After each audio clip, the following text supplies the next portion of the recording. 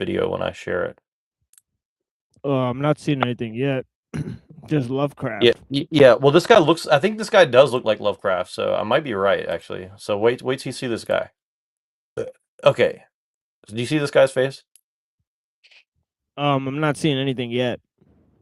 Oh, sorry You about got to that. remove the other one. It'll say Oh, it's sharing the screen, but you got to remove the other one to share the other one. got That's it. how it All works right, now. cool. Yeah. Yeah, all right. Yeah, I noticed they Oh changed some yeah, he shit. definitely does look like Lovecraft for sure. Yeah. All right, cool. So let's listen a little bit of this. I'm not gonna like belabor this too much, but I want to get your general take because it's he just goes on and on and on. So like, but he Why? says is Yeah, I am a Christian, right? Yeah, this has got to be interesting. These are always interesting testimonials yeah. of faith. He- Yeah. This guy, but me and Pillator watch this guy a lot because he's kind of like he's like a like if you want to see what a real scary Christian looks like, this guy is actually scary. Like this dude would. I used to have the same tie this guy's wearing, by the way, or a very similar tie.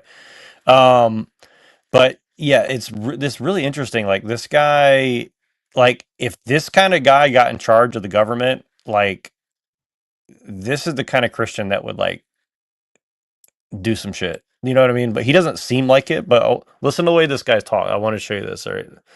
Let me know how the audio. Yeah, he looks like he'd start like the Neon Genesis program. You know, One where happy like Sunday to you all. they If you start are new to inducting the kids channel, to, let like me introduce myself. to do research like on the aliens. It's something like that for sure. My name is Alfred Cromwell, and I am the founder and president of an academy called City Tutoring.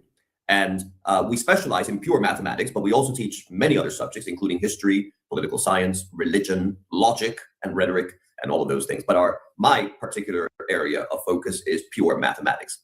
And if you are new to the channel, every Sunday, time permitting, I try to come up with a moral message to address the questions of the day to our young people.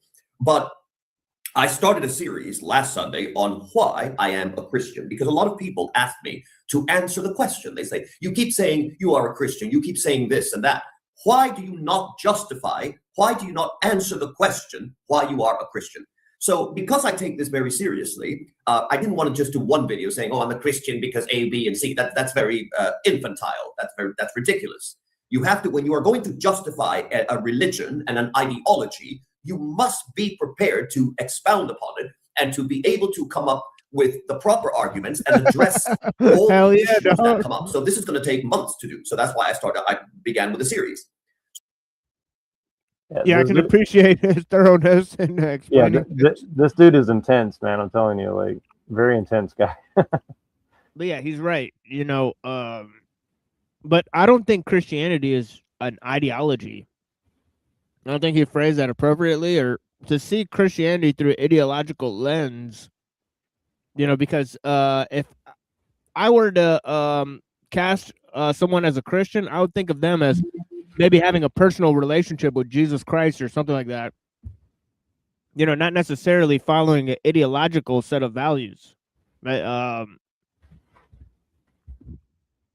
Or be able to defend them at all, right?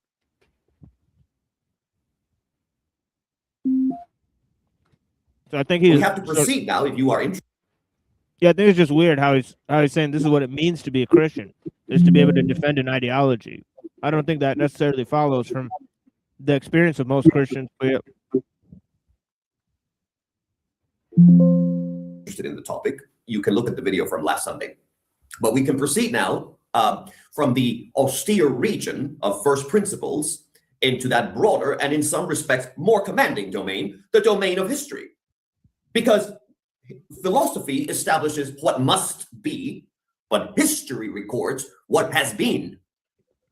And when the testimony of both converges upon a single point, the human mind is left not with a suggestion, but with a summons.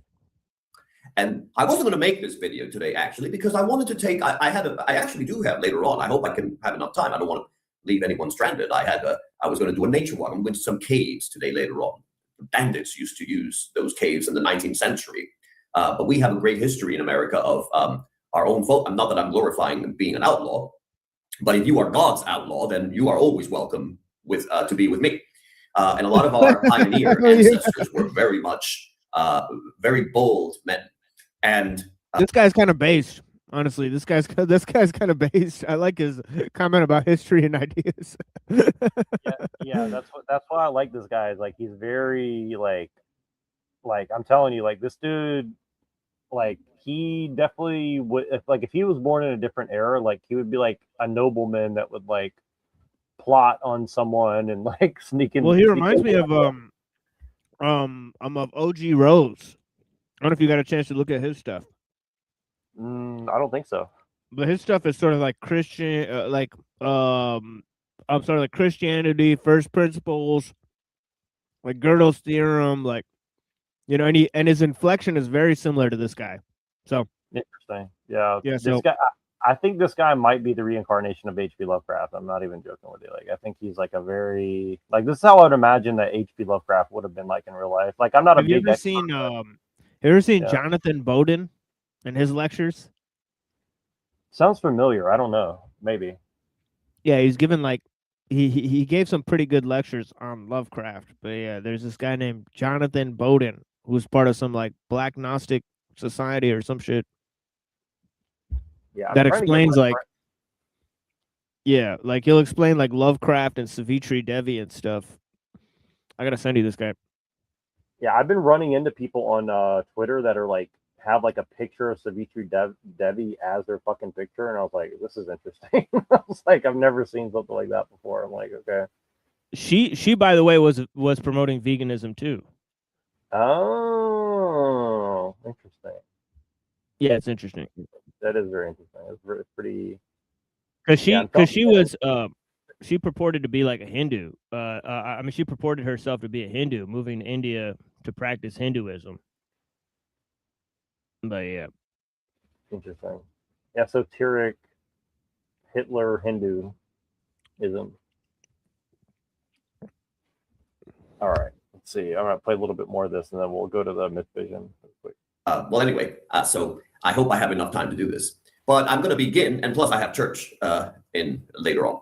But I want to begin with a fact that is simple, immense, and I dare say it's going to be inescapable. It's a fact which rests not upon conjecture. You know, those of you who have been watching this channel for a long time, we do not approve of conjecturists. It doesn't depend either upon private persuasion, but upon the unanimous witness of the ages. And it is this, the question, that there has always existed upon the earth a religion which proclaims itself to be not the invention of man, but the revelation of God. Not the product of speculation, but the result of a divine initiative. And it is not a counsel offered, but a law imposed. And this religion meets us at the very cradle of the human race. It accompanies man throughout the long and troubled centuries of his history. You will see it appear under different forms, and yet always with the same essential claim that God has spoken and that man is bound to hear and to obey.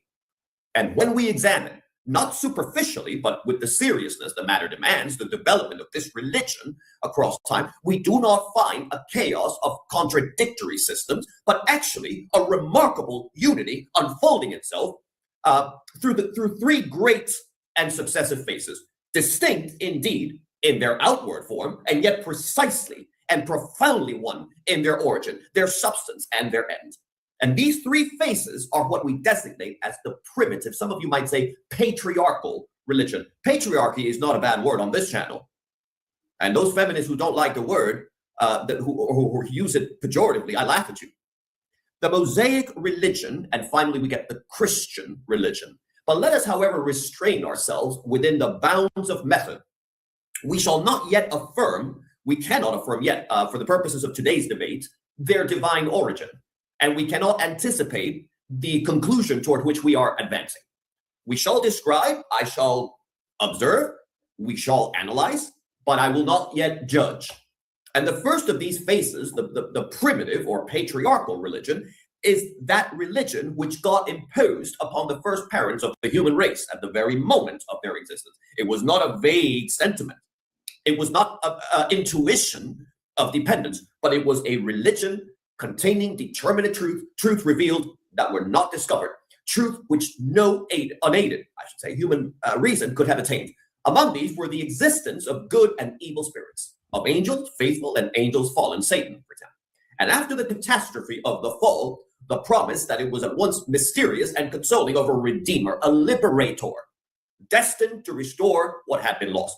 And this religion contained not only dogmas, but precepts, positive obligations imposed upon man, the observance of sacred times, the offering of sacrifice, acts by which man acknowledged both his dependence upon God and his responsibility before a holy and perfect God.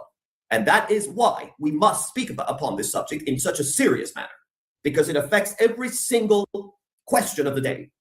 And this religion was universal. It bound all men without exception. And until the coming of Christ, it sufficed to guide the human race towards its final end. It was preserved, as all such truth must be preserved, by a double means. You have conscience, first of all, in which the natural law is inscribed by the Creator himself, and by tradition.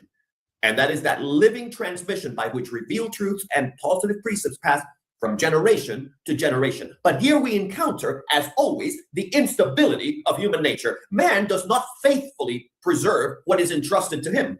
By sin, the intellect is darkened. By passion, you have the will is corrupted. By habit, the moral sense is degraded. And the precepts of the natural law are no longer read with clarity. The distinction between good and evil becomes confused, and tradition itself, passing through the frail custody of fallen men, becomes altered, corrupted, disfigured. And thus the primitive religion, though it was divine in its origin, becomes obscured in its transmission. It was then that God, in his providence, intervened, not to abandon his work, but to preserve it. And he chose Abraham and his posterity. And through the patriarchs, there's that word again, he confirmed the earlier revelation. He clarified it. He added new truths and new precepts. Among them, you have the right of circumcision. And thus the primitive religion received its first development. And from this moment, it bears with equal propriety you get the name patriarchal. And yet man, as history relentlessly attests, continued to deviate. And God, in his infinite mercy, resolved once more to act, to guide more firmly, to instruct more clearly.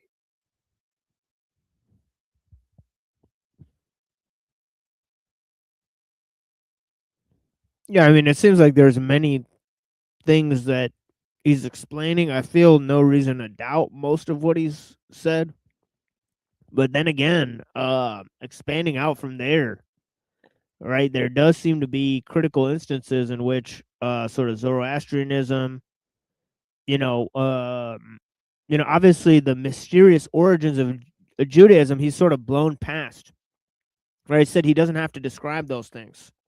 Oh Right, well, but he mentions Judaism very specifically soon. So right, well, he did. He said it's going from Judaism to Christianity, but it seems like patriarchal societies or legal sort of kinships that are enforced through sort of legal standards through priests, that doesn't sort of require Judaism and then Christianity, right? And then it's hard to sort of denote in what sense really that's sort of borrowing from these things that he's calling first principles, right? well, Which he's sort of I or think natural law. I think he kind of believes something to the effect, kind of like I do, where it's like, and I think you may believe this too. I can't remember. I don't want to syncretize or believe too much, but I think it's because I don't know exactly, but I think it's like I think what he says is something to the effect that like he said, he's like, there's this ancient faith that always existed, and that is Christianity. But like honestly, I think he's saying Judaism is basically just a Christian heresy. I think that's kind of what he's trying to say, but he's trying to say it in a very like obtuse way, kind of like. And he might say the same thing of Zoroastrianism as well, honestly. Because that's honestly like how I justify Christianity. So like, and I think from what you told me about Islam, maybe Islam kind of sees himself as the same way, where it's like this is an ancient faith, and then everything else has kind of like been a heresy that's kind of been. Yeah, I think he's. Yeah, I think he's taken more of a approach where the authority of Christianity rests on the fact that Judaism had this patristic, legalistic code, and that it sort of reinforces it. But I'm like, kind of not understanding too much if he's taking that sort of progressive approach by saying that it was Judaism then Christianity, or if, like you said, he's saying more so that Judaism is a sort of side project. It'd be interesting to find that out. But yeah, but I think he just now started talking about Abraham, so I'm interested to see where he goes. So far, he said very little. He's just said that Christianity, in line with first principles, in line with the revealed truth of God, basically represents a true patristic, legalistic system that has survived till now. And he says that certain legal rites of passage, like circumcision, served as an improvement on those pagan customs. And so, yeah, it seems pretty standard understanding that he's laying forward so far. But yeah. Religion. And through Moses and the prophets who followed him, God renewed and deepened the revelation already given. He revived the knowledge of the natural law, the so-called natural law. I tend not to use that term, but I'm using it since I have a broader audience so that you all understand where I am coming from. I know many of you are not Christian. I know some of you are Muslim people. I even have some Jews watching the channel as well. But we are all welcome to the debate. And a lot of the people who watch the channel, actually, they're very much grounded in their own religion, which I have a lot more respect for those people. I have far more respect for a Muslim, a Mohammedan, or a Jew who is true to his true identity than I have for some of these wishy-washy, agnostic, atheist, Western, decadent, degenerate types. I have no respect for you. But he reaffirmed the earlier truths. He imposed new. Yeah, that's basically based because as much as those people think that those sort of experiences into like looking into drugs or hanging out at parties or dabbling in the occult, that those things open them up to new vistas of understanding, it usually dulls them.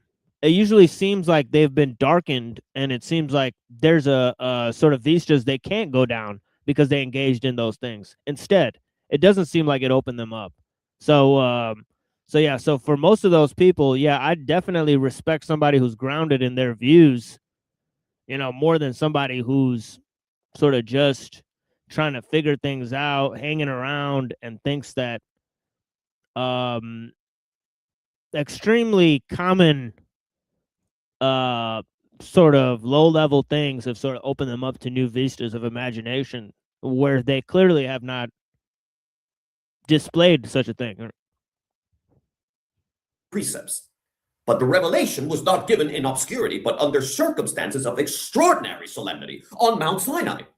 The circumstances designed to engrave themselves upon the memory and conscience of an entire people. Think about that for a moment. And so the Mosaic law, therefore, is a body, yes, of dogmas, dogma, and precepts that are revealed principally in that instance to the Jewish people, to the, more properly stated, to the Hebrew people.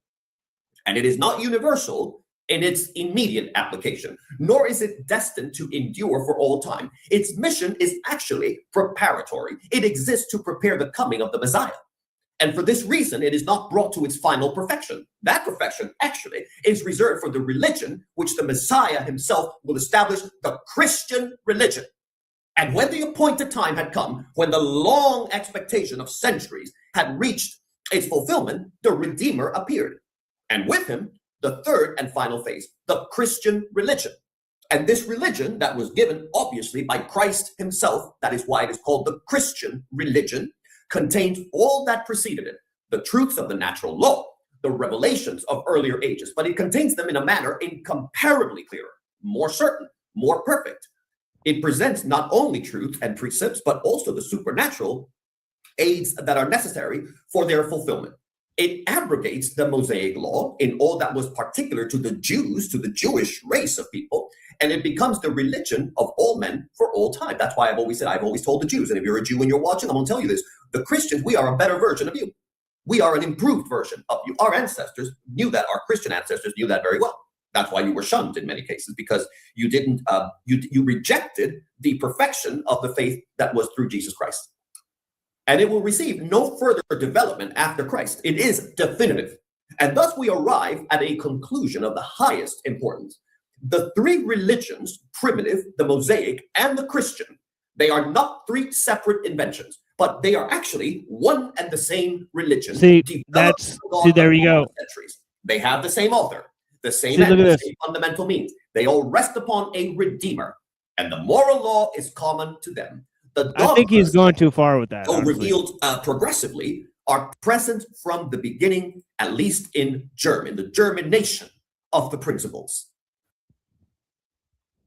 Yeah, that seems like because see, now he's saying that that Christians are better Jews, even though not pointing out the fact that Judaism was corrupted, right? And then also not really pointing out the fact that paganism is not a true reflection of Christianity, right? If he's going to say that the primitive religion and Judaism are in line with each other, right? Which kind of seems like it's not true, right? Because wasn't the true religion taught to Adam, right? And then Adam and all those people. So when did humanity really lose the true religion, right? It doesn't really make sense. If you read the Bible, it doesn't really make any sense, right? That they'd lose it, right? There's pagans worshiping false gods. That has nothing to do with it, right? So, so I mean, yes, there's lots of true things that the pagans say,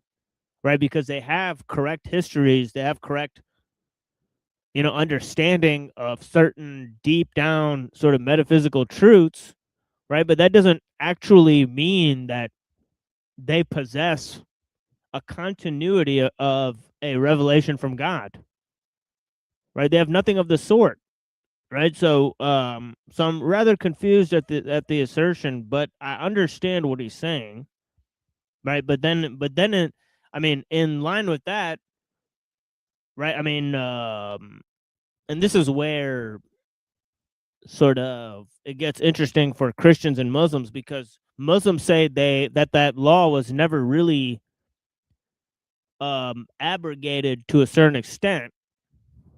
There's only like a couple aspects of it that were truly abrogated, in the sense of what's happened. But I think maybe there's a continuity even in the Gospels, right? I believe where Jesus sort of points out the fact that he's beholden to the law and so on and so forth of the prophets and so on and so forth.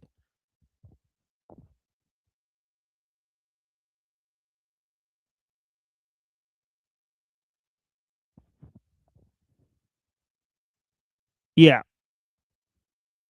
And I know how that sounds. It sounds like I'm being anti-pagan and pro-Jewish, but I'm not doing anything of the sort, right? Because as I reiterate, he failed to mention how the Jews were also corrupted, right? Right, exactly. Yeah, I get you. But that's why I wanted to show this to you, because maybe you're catching things I didn't really catch on to. So that's kind of why I kind of want to see your take, so I can kind of comprehend where he's coming from exactly, because he says some things in the middle of this video that are kind of like threw me off. And so it is one religion, advancing, unfolding, reaching its perfection. And now the question presses itself upon us with irresistible force. Is this religion truly divine? Did God reveal it? Did he impose it upon man?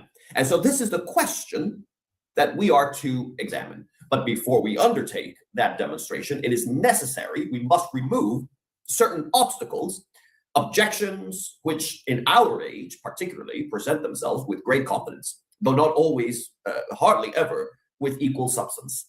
And there are three preliminary questions which must be addressed. What is the role of reason in matters of faith? the nature of the mysteries contained in religion, and the third thing, the means by which reason itself can establish the fact of a divine revelation. So let us begin with the first. We have to begin with the first. There exists in our time, we have a doctrine today. It is a doctrine. They claim it is not, but there is no neutrality ever. But it's loud, it's confident, and it's profoundly mistaken. And it goes by the name of rationalism, even though the nowadays, I know that there was a time when there was a very serious rationalist movement, but I'm talking about the people who claim to be atheistic today, the people who claim to be logical, they are anything but. And they assert that revelation, faith is defined in this instance, faith in a divine authority either annihilates reason or renders it useless. And nothing could be more utterly false.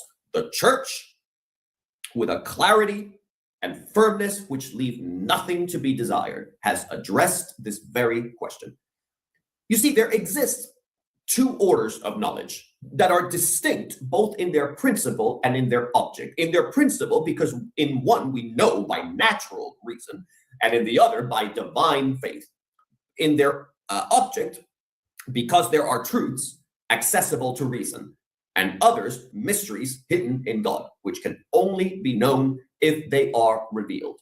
But, and here is the point which rationalism persistently refuses to accept or to understand, I'm not sure which of them, but faith is above, though faith is above reason, there can never be any real disagreement between them. For the same God who reveals is the God who has given us reason. And God cannot and does not contradict himself. Truth cannot oppose truth. And it's more than this. Faith and reason do not merely coexist, they assist one another. Reason prepares the way for faith. It demonstrates its foundations. It examines its credentials. And the faith, in turn, elevates reason, protects it from error, and enriches it with truth, which it could never have discovered on its own. And so far from suppressing reason, revelation perfects it.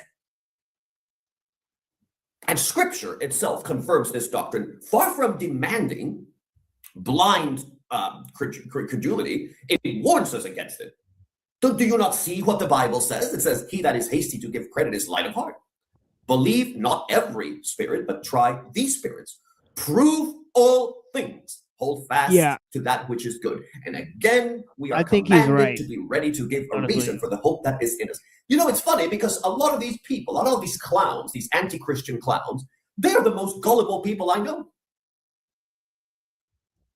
Yeah, like he's got the formula correct, because revelation is above faith and faith is above reason, technically speaking, right? Because, you know, it would seem like there's nothing in faith to cancel out revelation. There's nothing in reason to cancel out faith, right? Yet, as he said, you know, faith does not have to sort of rely on reason, but reason, I think, often does rely on some sort of faith, you know, in terms of its final justification or its, you know, ultimate, you know, sort of like presupposition or whatever, right? There's a lot of faith there.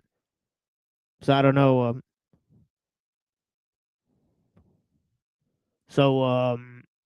Yeah. And I know that's how that sounds to an empiricist, right? Because they're saying, why would I need those things? You don't, but it does make life richer, right? Yeah. Well, it's kind of funny because that's he's putting eloquently what I was trying to convey to Derek from Myth Vision, and so thank you, Philly G 1978. I think somebody might be joining us soon, so we'll see. Hopefully that's the case. So thank you for joining and watching. But yeah, so let me see. Let me just switch to the Myth Vision, because what I'll do is I might go back and forth, because this is kind of what I was trying to say to Derek. So, and I honestly, I know I did not do a good job. but I was extremely distracted, and I'm not really the best like philosophically inclined person, honestly. So, but I definitely think it was a funny interaction. So, but I would like a little feedback and see what you think of like my line of argumentation with this guy was. So. Did particularly well, you know, talking to like people like Jade Iyer and Andrew Wilson and stuff like that. That's where I first really started watching you, but I've seen you around. So, and I think you bring up interesting points. I definitely don't agree with you, obviously, because I'm a Christian, but I think that you do some very interesting thought experiments. So I appreciate that about you. I thank you for the compliment. It's interesting. I guess it's whoever you ask, you know, on what they think about how that engagement with. I self-confessedly am not an ortho bro. I don't really care for the arguments. It usually tries to put the burden on the people that they're trying to win an argument with. And it doesn't feel like a sincere approach to really getting at the gospel, getting at the revelation of scripture, really getting at why Christianity. Sure, philosophy is involved no matter what you do, but it's like, it feels more like if I'm being frank, dick measuring contest. And I'm just being honest, you know. Phil bros don't have a sincere bone in their body. It's hard for me to take them serious when I've seen how the behavior is and that kind of stuff. So, but I do appreciate the compliment. And of course, I do think I wouldn't be doing this if I didn't sincerely think what I'm doing makes the most sense. But being you're a Christian, and thank you for being the first to come on, you know, why should we become a Christian is the question, right? Sincerely, why are you convinced that me or Dalton should become Christians? So that's a great question. And I'm very happy to have the opportunity to answer. So I appreciate you saying that. So I'll put it like this. I'm from your part of the world. Let's put it that way. I grew up in that culture. I now live, you know, on the left coast. That's, you know, very atheistic, you know, so I've seen the difference of mindsets very vividly, I think you'd say.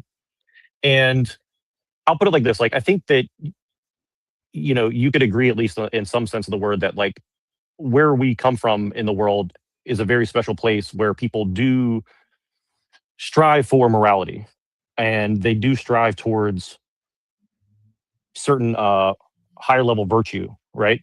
Now, is this replicable in other belief systems?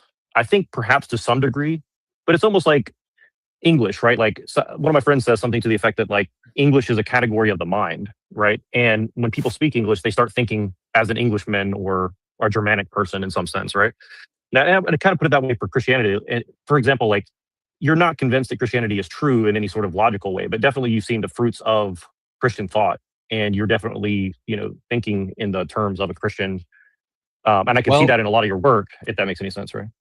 Well, I would say that as someone who spends quite a lot of time talking to Christians on TikTok, a lot of the fruit that I receive from believers is not very good fruit.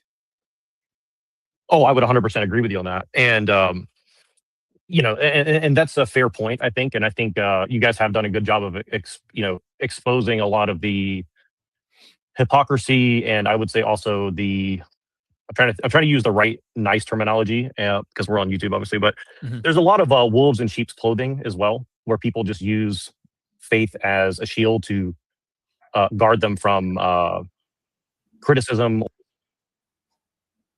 How do I? One of my favorite sayings. Welcome, Jack. Hey, how was your show? it was good. We hung out with the bros. Oh, look, Phil's here. Yeah. Did your I guess some of them did follow me over. Huh? Did your How do I get rid of this screen? What? Did your Baphomet move at all, or? I don't have the Baphomet anymore. Oh, I mean, I have him. No, that's not true. I have him. He's right here. I just don't use him anymore. Oh, you have me on circle. Yeah, you're. You're kind of like. Yeah, you're perfectly in time. Basically, you came just in time for this video here. You know, basically. I'm seeing two screens and it's throwing me off bad. Is it? I think you can reduce it down or something. High vertical. We can't on our end. Only on his end. Is that better? Is it better now?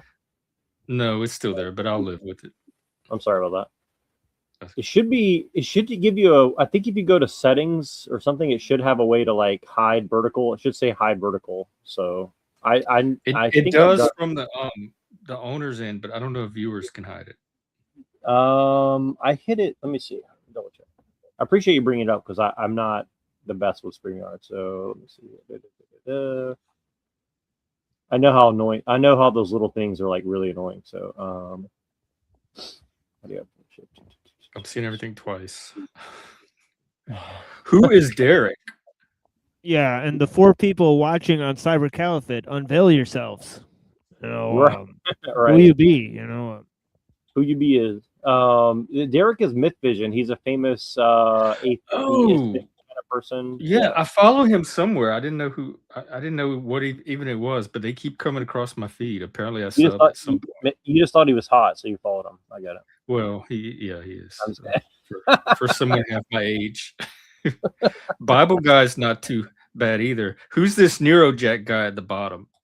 Oh, I don't know. He's he's Or is he's he? a LARPer. You know, he looks like wearing a Indian feather dress guy. So don't trust him for sure. But yeah, so this is just me trying to convince him to be a Christian, and I don't really want to watch all of it because I don't Who are remember you how trying long. to convince? Bible guy or Derek? Well, both I of thought them. they were Said both Christians. the whole premise was to bring up Christians and like try to convince them to be a Christian, and so I kind of went into this argument with them, and I was basically saying like, well, everybody's kind of anyone who speaks English or lives in the West, we kind of have like a cult. I was trying to say that like we all kind of like have some level of Christianity within us, right? Like you can't fully escape it. You're still kind of swimming in it one way or the other. Is kind of what I was. Is that enough to make you Christian? Well, I was just trying to get him to admit that like even if he doesn't like Christianity, he's still like he's kind of still accepting some of it because like even you as a Satanist, right? Like you still accept cultural Christianity. Well, I'm not really a Satanist anymore, but I consider myself a Christian Satanist. It's all part of the same mythology. Wow, interesting. So what are you now? I don't know. Oh, I like it. All right. I left. I had like a brief little spiritual crisis and left the Satanism, but it keeps kind of coming back in little spurts.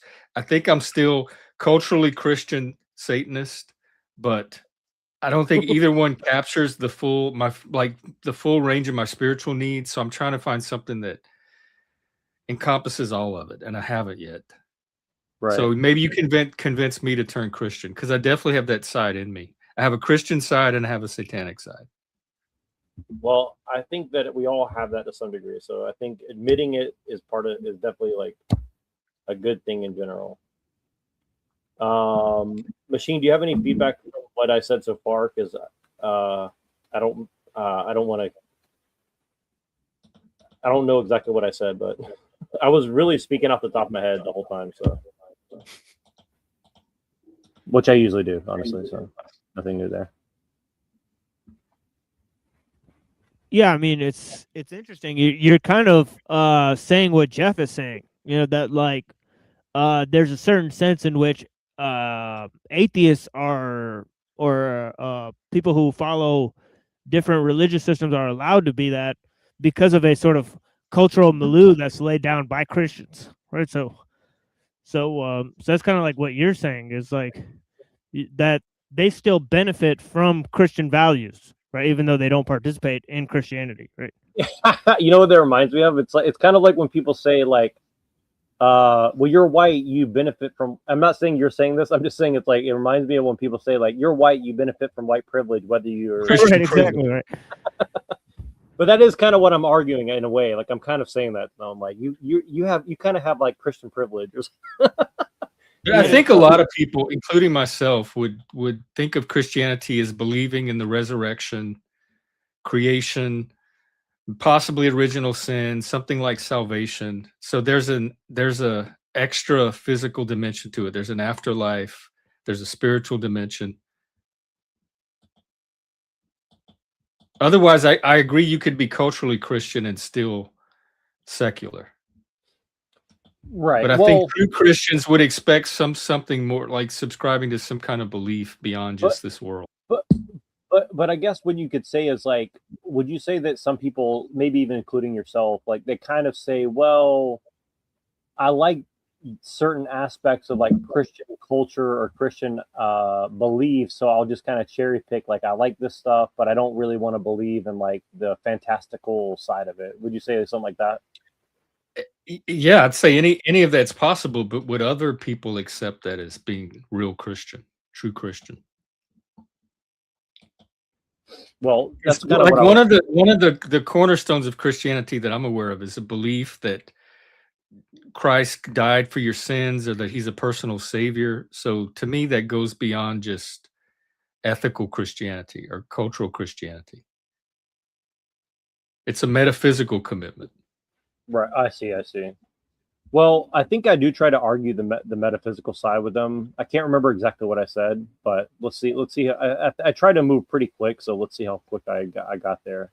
Or All right. being judged or something like that. And I think that that is a major problem, right? But I would still argue that, like, on some level, especially if you look at something like Orthodox Christianity, the actual belief structure itself, not necessarily the version of it that we're seeing online, that it is kind of like the standard of morality that's kind of existed in Western civilization for a long period of time. Now, has it been abused from the beginning till now? Absolutely. If that makes any sense. If I may just let me make sure I'm not hearing any background noise here. If I may just chime in here just to say, like, one of the things I've done with my deconstructing, I would just say my heightening of my skepticism and why the threshold for believing in Christianity has gone up is, I don't know if you've been paying attention. There's a debate happening right now between Matt Dillahunty, Alex O'Connor, and another philosopher over are claims equal to evidence. And like, this is a philosophical debate that's going on between these guys, and one side thinks they're right, and the other side thinks they're right. And is testimony, enough for evidence? Is testimony evidence?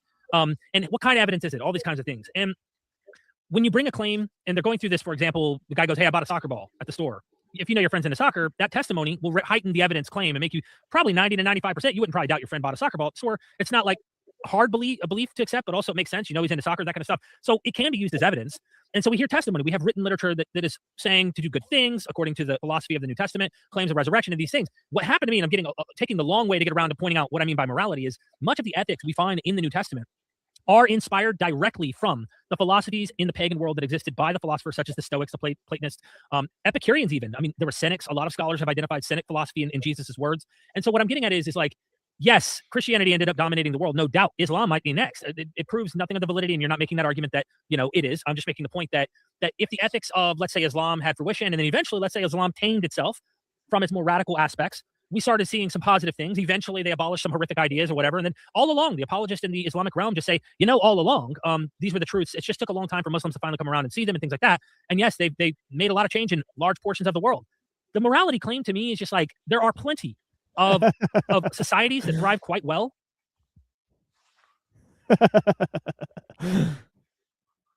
Well, Who's the guy you're think trying to it's best convince? if I stay silent on that point. They're both wanting me to convince them. Oh, I thought they were. Is Bible guy already Christian? No, he's not. Neither of them are Christian. They're Christian. They're skeptical about Christianity. They believe they most likely believe that Christianity is based on myths similar to the pagan myths, right? That was then right, but usually it takes like a radical sort of skeptic to put it in that line of historical claims, because see, Jesus is seen as a historical person, and many of Jesus's cohorts are seen as historical people, like Paul, right? Like, for example, Paul and Jesus give us lots of historical information about Galilee, and all of those places that are mentioned, right, within those Judea and Galilee, and all those all these places, right? So like the Sea of Galilee and all these like historical landmarks are mentioned, whereas like if you read like the Homeric myths, you won't find like anything real in that. It's like they're describing like basically like a fantasy world, right? So it's saying like, well, this, because it seems more true, right, and it's based on and this is where Neuro could sort of hit him back, right, and say, well, yes, those Greeks, right, like the Greek philosophers, they thought monotheism was much more rational than the pagan system, right? So that's where Christianity sort of supplants the pagan myth, right, in terms of being more advanced, so to speak, and that's how a lot of thinkers have, a lot of historical thinkers have, phrased it. That is kind of where that is kind of where I backed him into a corner, and I think they got panicked a little bit, honestly. But that comes later, yeah. But what Jeff's got something rolling. I'm lost about the I'm lost because the Homeric myths refer to historical places that are lost to us currently, but they weren't to the people at the time, like the audience of the actual myths of the time. And I missed the part about bringing in. Are you saying like because there's historical evidence for some of the biblical stories that makes it more correspondently true? Or more likely to be?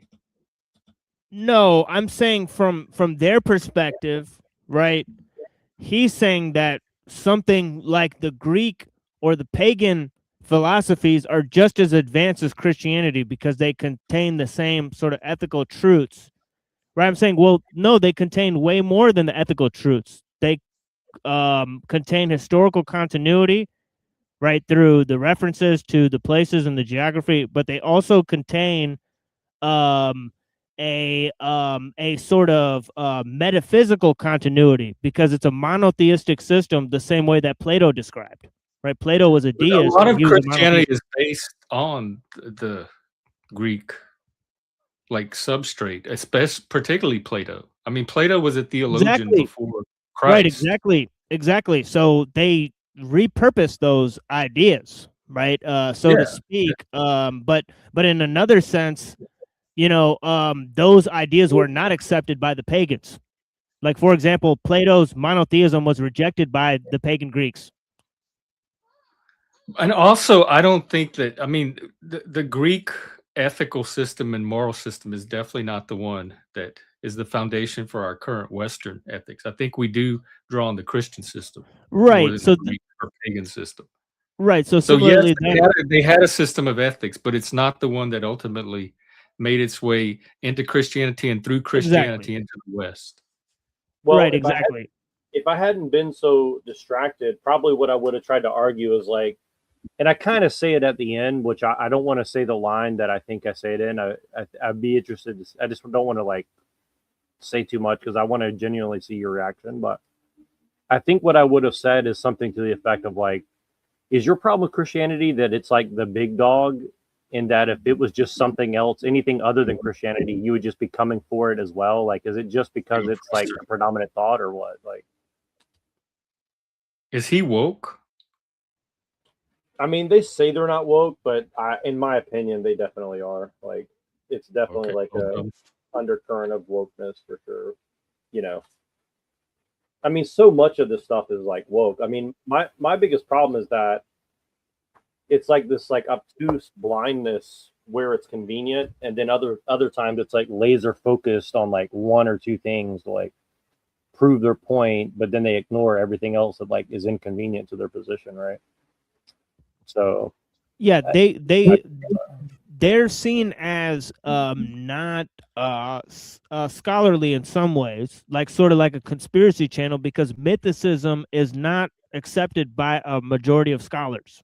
Is what I was trying to explain, right? What is mythicism exactly? Like mythicism is basically the idea that basically Jesus was not a historical figure, right? That they basically constructed a mythical person, right, in order to create a religion, right? So that's the first aspect of it, and then it goes on from there. It may also argue that other characters were made up and fabricated as well, or that there, or that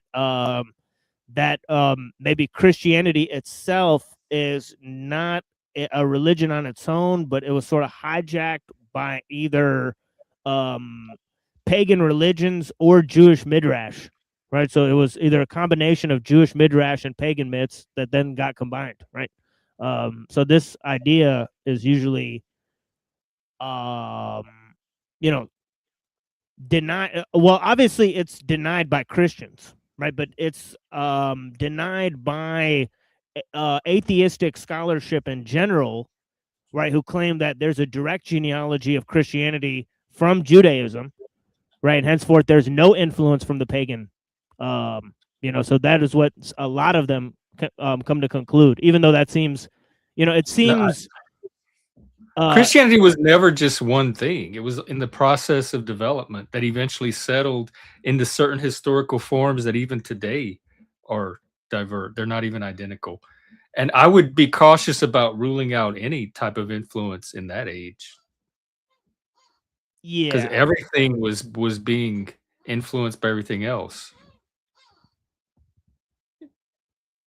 Right, but to prove the genealogical view that Christian ideas were significantly borrowed from this or that, because it does seem like, for example, like Paul's letters, right? Like he extensively quotes the Old Testament, right? You can sort of sometimes see how he threw some sort of, Greek sort of philosophical ideas in there, but he largely seems to condemn them, right? He calls them like ideas that come from like elemental spirits, and and then he forms his own cosmology, right? Even though he uses Greek words, right? It seems like he's extensively borrowing from a Jewish cosmology, right? So it's hard I think he it's hard borrowed to tell. from both because they were both available back then. I think because that's like kind of post-Hellenism, and there were so many currents to draw from back then. Everybody was taking a little bit from everywhere. Right. I mean, I did significant research on Paul and how much he was influenced by Greek civilization, and I found pretty much very little. Right. So I mean, he wrote in Greek, didn't he? Right. He wrote in Greek. He was schooled in Tarsus, which is kind of like Athens. Right. It had like similar setup to Athens, to where like they had like really advanced schools, right, where they'd teach you like rhetoric and like philosophy and stuff. But so it could be that Paul was really, really raised, and then there's no significant historical proof that he was actually taught under Gamaliel, right? Well, Jewish historians seem to deny this, right? They say there's no significant proof that Paul was studied under the Jewish law, because this is claimed, because he claims that he studied under the Jewish law. Right. So, but then he provides several of his proofs from the Old Testament. Right. So I mean, I would definitely jump on this issue, but I've not found more on it.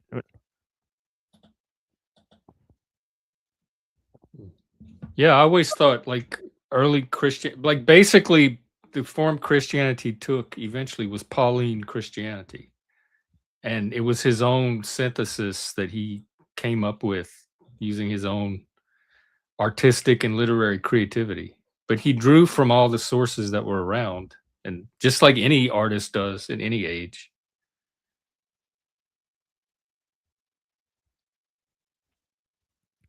Machine, what was the thing that he said that you didn't want to respond to? I didn't quite catch what he was saying. What do you mean?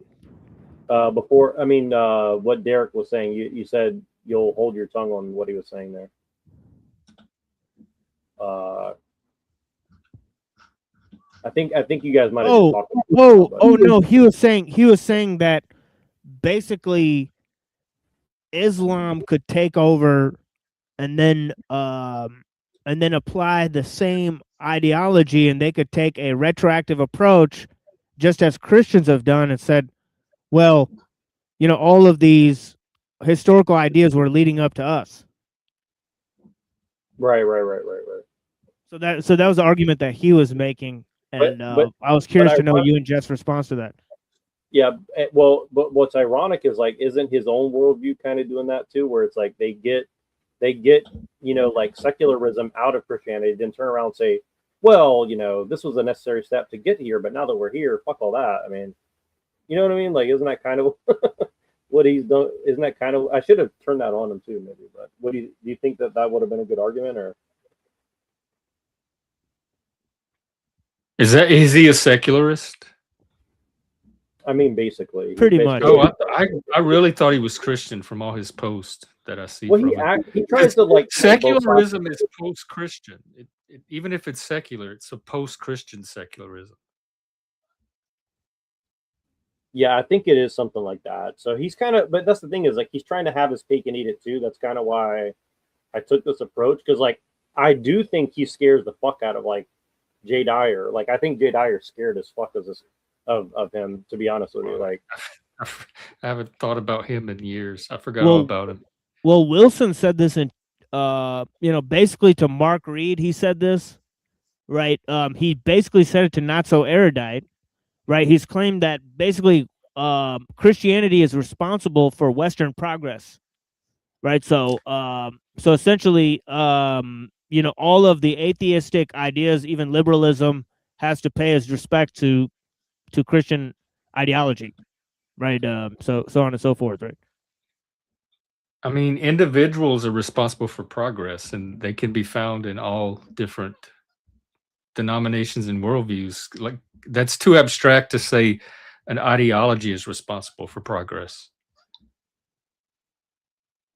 And not every person that's contributed to progress were Christian, but they like if they're from the West is highly Christian inflected.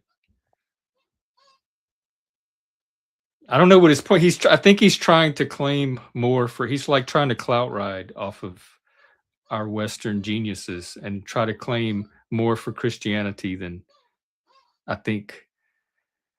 He'd have to give specifics. That's too broad of a statement.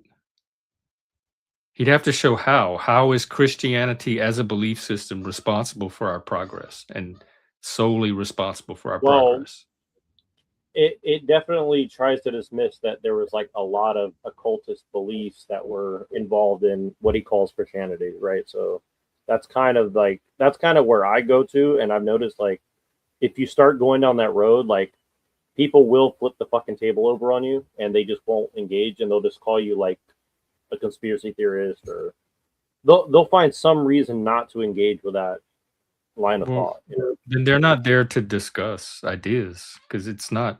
Anybody can engage with an idea or a claim or a belief.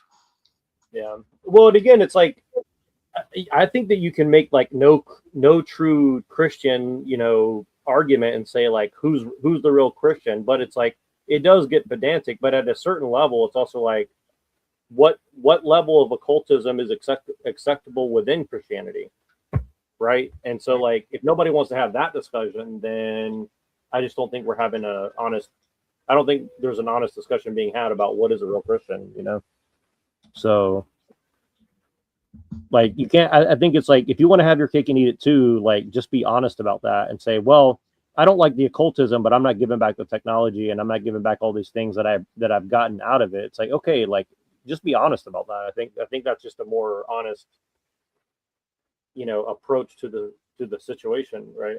In my opinion. So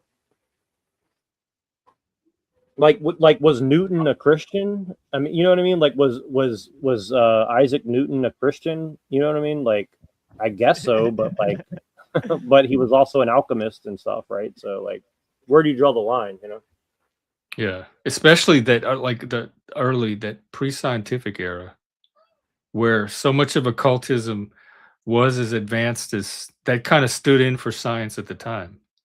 Yeah, exactly. I mean, that's why like I like one of my favorite things to say is like a talking point, which sounds totally absurd, but like I really, really like saying it. But like I like to say that, and I think I say it in this thing later to him. Oh my gosh, I should just play the video. But like I basically said to them, I was like almost everybody's like a Descartesian, solipsist, and they're like, oh, I'm not a solipsist, and I'm like, yeah, I think you are, because I think so much of what people rely on like basically leaves them as like a solipsistic, like if I can't prove it to myself with evidence and reason, then it doesn't exist. But you know what I'm saying? Like it's kind of like, but I think that leads to like absurdity because like Jeff, you believe that there's like a black hole out there in space, and you believe that there's stars out in space, right? But you can't ever verify that for yourself, right? Not like, me personally. But oh, you I have don't no believe reason that? to not trust the people that have looked into this. No, but I'm saying you do believe in that, right? Like you do think that there's a black hole and stars and stuff, right? I take it for granted that there is. Right. But only, if I only because the scientists have told me there is. Right, and I'm saying like they take those things for granted, they take those things for granted, even though they haven't personally like verified it with the math and the instruments and understand how the instruments are built. And you understand what I'm saying? Like I'm saying, like some things you take for granted and some things you don't, right? That's all I'm trying to Yeah, say. like yeah, certain axioms. You have to have axioms as starting points. And I'm an epistemological solipsist anyway, so Right. Well, see, not a Descartesian, but I'm totally fine with that. Like, I think it's fine. Like, if you can just admit that there's some level of it. I just think when you're in denial of it, and then you just make a bunch of arguments trying to make other people look stupid. Like, I don't think I get part of it is I don't know much about these people, and I haven't seen the first part of the conversation. So part of it is I'm just not oriented to what the discussion even is.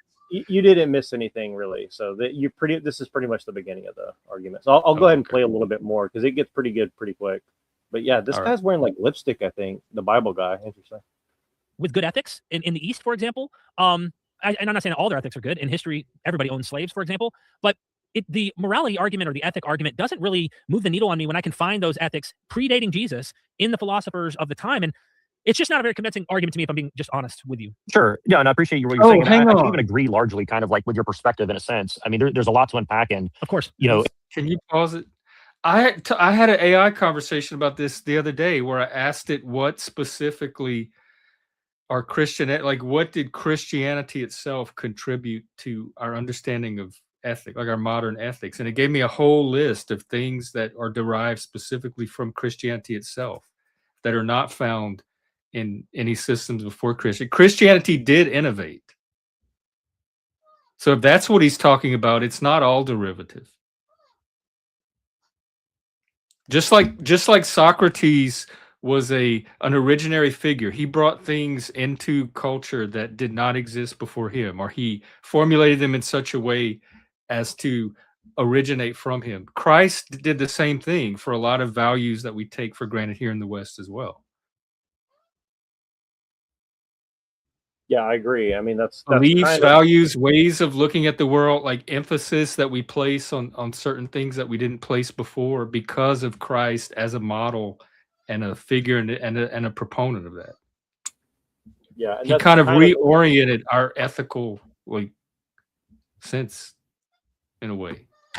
Yeah, well, that's definitely that's kind of where I try to pin them down, but I want to see what you guys think of like how I did it, because I know I did a really shitty job, but like I still think it's an interesting conversation regardless. Though a lot of it comes down to like what's your standard of evidence and what's your definition of truth. And I think that like fundamentally, of course, we're not really going to fully agree with that.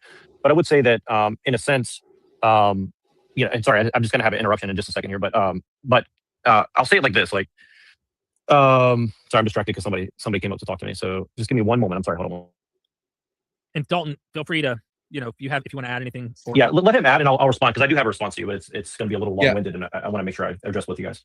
So I agree with Derek that, here, the thing is, people are good or bad, and they're going to use their religion to either justify their goodness or to excuse their badness. They're going to, the religion doesn't really, I don't think Christianity really makes people good or bad. People are good or bad regardless, and they're going to use their religion to justify or excuse their actions regardless. And to Derek's point, yeah, I mean, the fact that we have ethics and morals in a moral society before and outside of Judeo-Christianity. So I think in general, I think people are good in spite of what Christianity will tell them.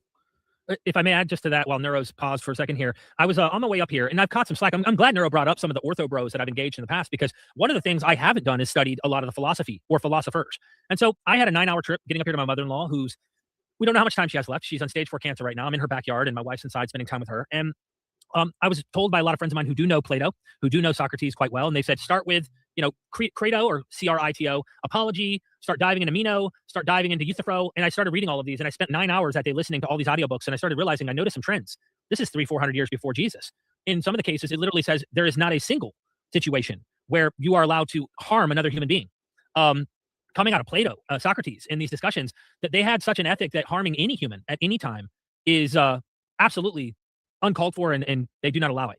And so I thought to myself, well, that's interesting. Turn the other cheek kind of philosophy we find, this kind of sacrifice for oneself and pray for your enemy kind of thing. You see this idea already existing hundreds of years in the philosophers' minds. Their reasoning may be a bit different from the time you get to Jesus, but the seeds are already planted there. I can imagine Buddha having a similar thing, harming others, harming any life. He goes beyond just humans. And all of these things, it just doesn't move the needle on the truth of it for me, because if it did, I would equally lay out, the other religious views and be like, oh, yeah, this is convincing to me, but the ethics one doesn't move the needle on the ontological belief of a religion. I think you can have a lot of religions teach good ethics. I mean, I know Mormons who are more ethical than evangelicals, and they would say they're false religious people. You know what I mean?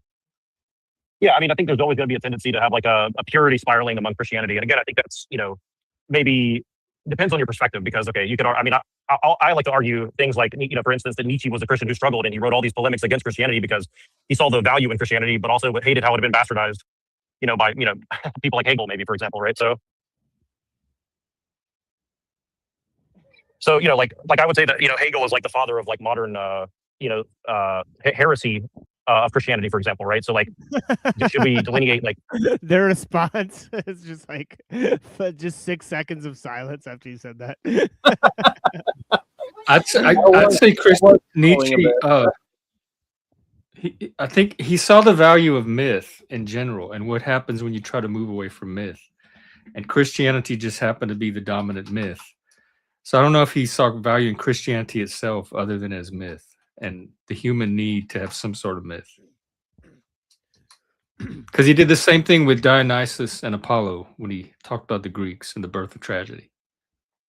Yeah, one could say that in some sense, this whole idea of sort of overcoming one's own like cultural like degeneration and obviously for a lot of reasons Nietzsche has ended up on the right wing of a lot of issues, right? Because of that, right? So the Christian right has gravitated towards Nietzsche in this late stage, right? Granted that there is some stuff.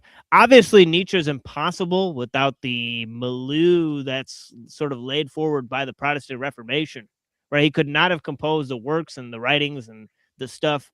So he could be seen as a reaction to German Protestantism, right, in a lot of aspects, right, because he is a German, and that was the cultural, movement of the time, right? So, and he explicitly says that in some of his writings when he talks. Yeah, about he kind of does, yeah, and so does Spinoza. Spinoza kind of says like he's trying to prove like the God of Maimonides. Right. He sees himself as basically Jewish, right? Even though the Jews didn't consider him, much of a Jew and so on and so forth. Well, I was definitely baiting with the Hegel and Nietzsche, but they didn't take the bait, so I had to switch tactics after this. But they didn't really bite, unfortunately. But what do you think about that argument? Though? Like, well, I back him up on Plato though. Like I do kind of back him up on that. So, but what do you think about me like baiting with like Nietzsche and Hegel? Because like I was really expecting them to say something, but they didn't really say anything. I think if I remember correctly. I don't know. Bible Boy's not been talking much at all. Yeah, Hegel definitely expresses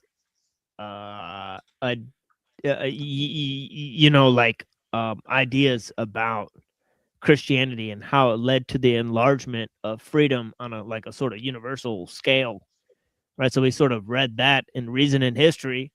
He sort of says that the Protestant Reformation was a total expansion of freedom and the human understanding of freedom and so on and so forth. So yeah, kind of what I'm trying to lead them to is like their hatred of Christianity isn't even really Christian. That's kind of what I'm trying to say to them because they're like, because I basically what I'm trying to get them to admit to me is basically like I'm trying to get them to admit that what they hate about Christianity isn't even necessarily Christian, but they're still relying on like Hegelian Christianity to come to their conclusions and stuff like that. If that makes any sense. Like, and I also mentioned Kant in a second, but that's kind of what I'm trying. Like in my mind, that's what I was trying to do. And maybe that's not like the best move, but I was really distracted, and I was like, maybe this will work because like I really was trying to engage with them and see like where they're getting their ideas from, right? But yeah, because Hegel pretty much thought like Christianity is included within the world spirit that's like gonna lead to like things like Protestant Reformation and also the French Revolution. So he's all over the place and that. So definitely followers of Hegel would be, proponents of that. Pre-Hegelian Christianity versus post-Hegelian Christianity, such as Marx. Because I would say that communism is basically a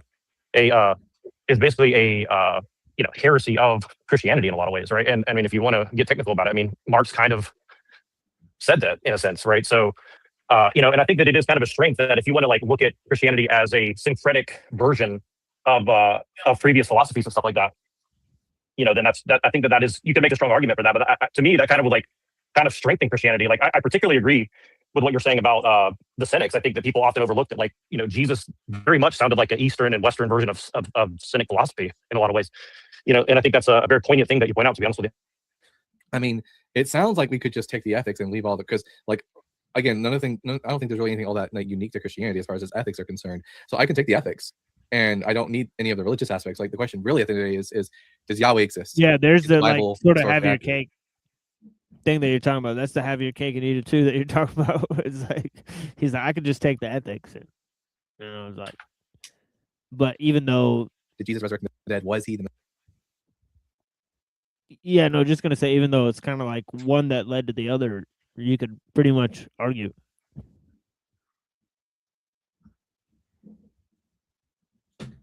Well, I think I switched tactics right after this, so we'll see what you guys think. Jeff, you got something? No, not about what he just said.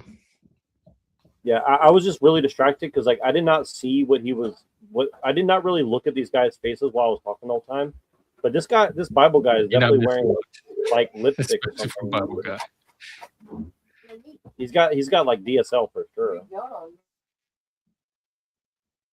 Messiah, because at the end of the day, these ethics are not unique to Christianity. I'll tell you the problem with your argument, and from my perspective as a Christian. Again, this isn't to demean you guys or belittle you, but you kind of just discard the concept of God from a Christian point of view, which from your own argument, I think you could argue that it's a syncretic God or something like that, or a perennialist God or something. One of those two. I don't know which one would fit best, but you're kind of trading that God for the God of reason, right? That's kind of why I bring up people like Kant or Hegel. You're kind of just trading. I don't have any God. I don't have any. Yeah, you're kind of worshiping reason. You're kind of saying well, I need to be able to reason things out in a rationalist Descartesian sense. I use reason. I don't worship. Yeah, reason is a tool, but reason is a tool. It doesn't epistemologically, ontologically exist outside of time and space, right?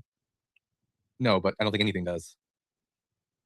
Yeah, you think. See, again, you're kind of in a solipsistic Descartesian framework of mind, which is kind of what we've all been put into by modern thinking. I can only believe things I'm convinced of, and I'm not convinced that Christianity is true. And when I say true, I mean comports to reality. Yeah, but see, I am getting a strong read really off of this Bible guy. My DAR is pinging. You might see him at the gay rodeo. He does have a purple shirt on. Don't take it as gospel, but I'm just saying. I'm getting. Is he turned on by my argument or what? I don't know. Let's find out. Yeah, he looks like he's a little light in his loafers and so on. But yeah.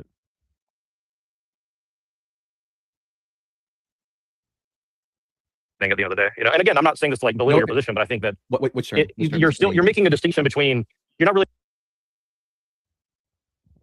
I just caught what I did. Hold on, let me back up 10 seconds. It's actually really funny to me. All right, hold on. Let me back up 5 seconds. Yeah, but see, this the thing is that term doesn't actually really mean anything at the end of the day. And again, I'm not saying this to belittle your position, but I think that which term? You're making a distinction between you're not really making a distinction between belief and faith, right? There's a difference. Faith doesn't require belief necessarily. I don't think. Faith is a type of belief. You can live it. I don't think so. It's belief without. I think it's super. That's a very particular and peculiar definition. I kind of reject that. Right.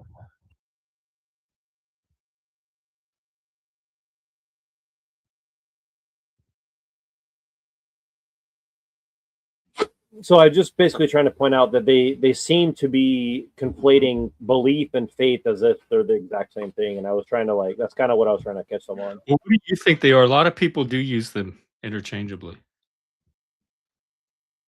Because faith, especially Christian faith, is belief in something.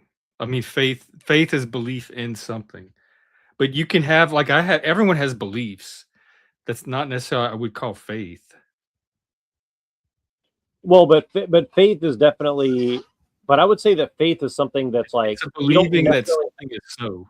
Well, it's something that you don't have to find like a reason to believe it. If that makes any Yeah, sense. Like like I would put faith more in the category of like conviction, and then maybe like belief in the category of like opinion.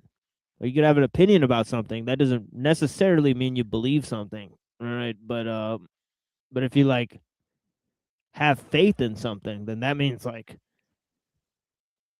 It also seems like we're in semantics at that point, but because I have political beliefs, like things that I believe are better for society than other things, but I wouldn't necessarily call that a faith. well, but like, do you have any political convictions? Like, meaning like you'd be willing to like slaughter people for something, right? Well, not slaughtering people is one of those convictions, but I have Right. very strongly held core Right. beliefs Right, but like you free could- speech. right, but you could maybe say like your political beliefs are based in your faith in humanity, all right, so on and so forth. It's based in my faith, or what I call belief in the dignity of the individual, the primacy of the sovereignty of the individual as the highest like sacred value. So I definitely Right, so- mythologize the individual, and So maybe I think that's that would be the distinction. I think not all beliefs are based on sacred values, right?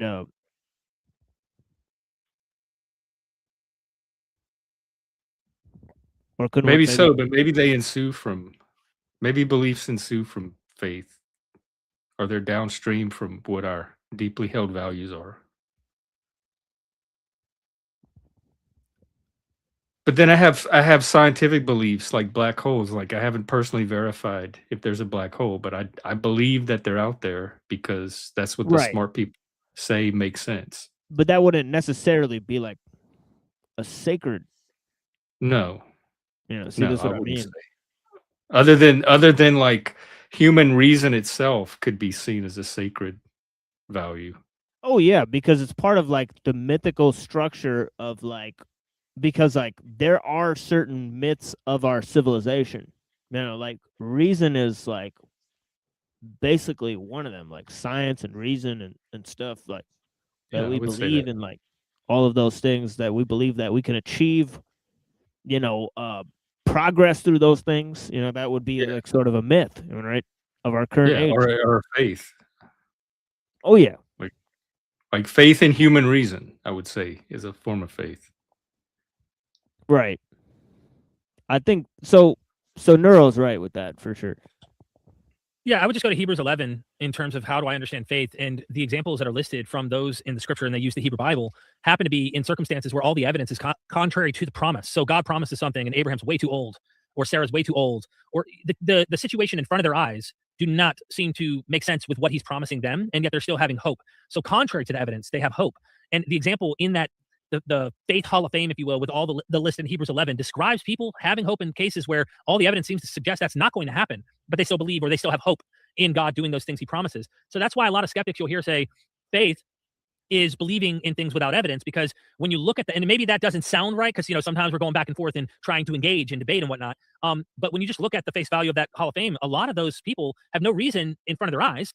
We walk by faith, not by sight. Contrary to what sight is, we believe. And so this is why we look at it and go, okay, God's promising stuff. The evidence doesn't seem to contort to it until he fulfills that promise. And the example's already in scripture. So we're reading a story that's telling you he fulfilled this promise, when most of us question the historicity of those stories to begin with, as if they ever happened to begin with. So it's like, I guess we're getting off track of like, why should we become a Christian? I think we all agree there are ethics that we could find that are good or bad in all systems. I imagine you may not agree with that as far as Christianity because you are Christian, but I don't think the ethics moves us the needle toward why we should become Christians and believe there are other philosophies and religions that have ethical systems.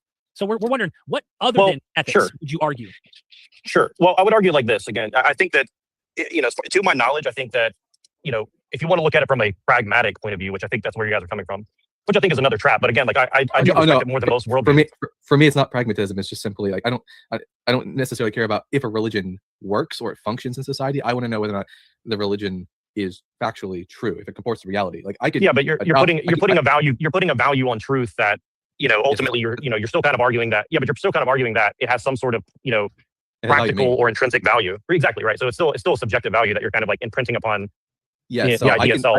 I can have ethics and morals without Christianity. At the end of the day, though, if I want to become a Christian, I need to be convinced that Christianity is true, and the way to do that is by providing. You could really go either way. I don't want to make a final ruling. Right. Yeah. Sorry, go ahead.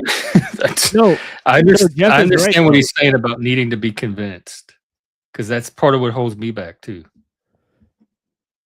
Yeah, but I'm it's not going to like- believe in something that doesn't make sense, and people rising from the dead just does not make sense to me. But you could still say like,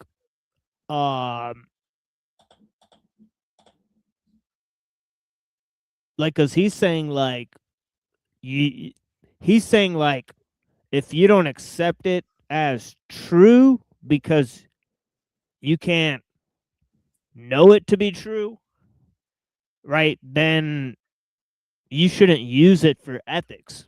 But that doesn't necessarily follow, No. right? It doesn't. It's Yeah. two different categories, I think, that he's conflating. Well, but he's also saying that like he has a subjective ethics that he wants to like apply to people, but you know, that's kind of what I was trying to We get all at. do. I mean, everybody's ethics is personal. Right. To them. Well, yeah. Ethics is somewhat, I mean, you could argue is like subjective, but I mean, again, it's kind of But like just because that you don't believe Christianity is correspondently true does not mean that that can't be a source or influence on your ethics, or where your ethics are derived from. Right.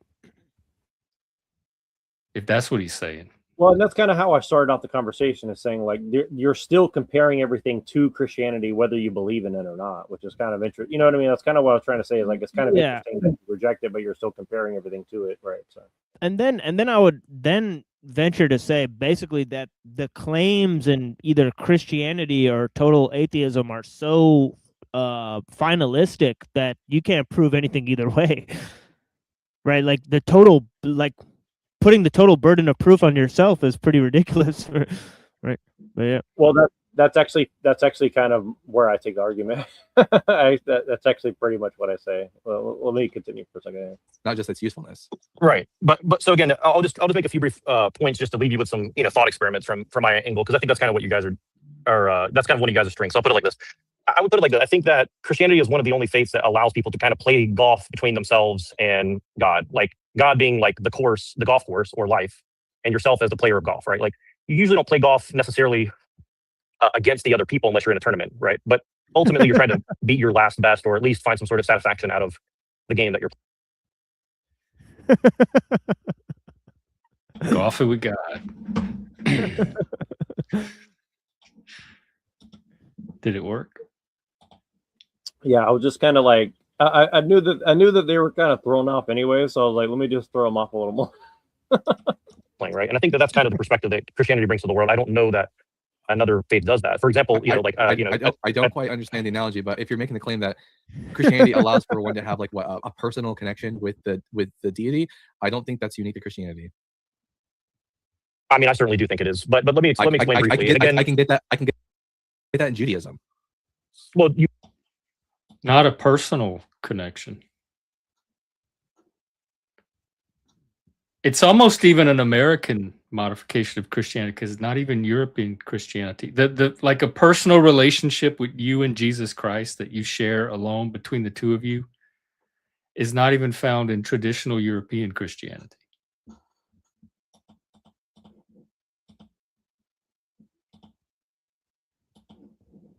Like Arianism you're talking about? No, I'm thinking more about American Protestantism. And this idea of a personal relate, like that God and Jesus loves you personally, and you have a very personal, unique relationship with him. That's not part of traditional Christianity. Having a personal relationship with the deity.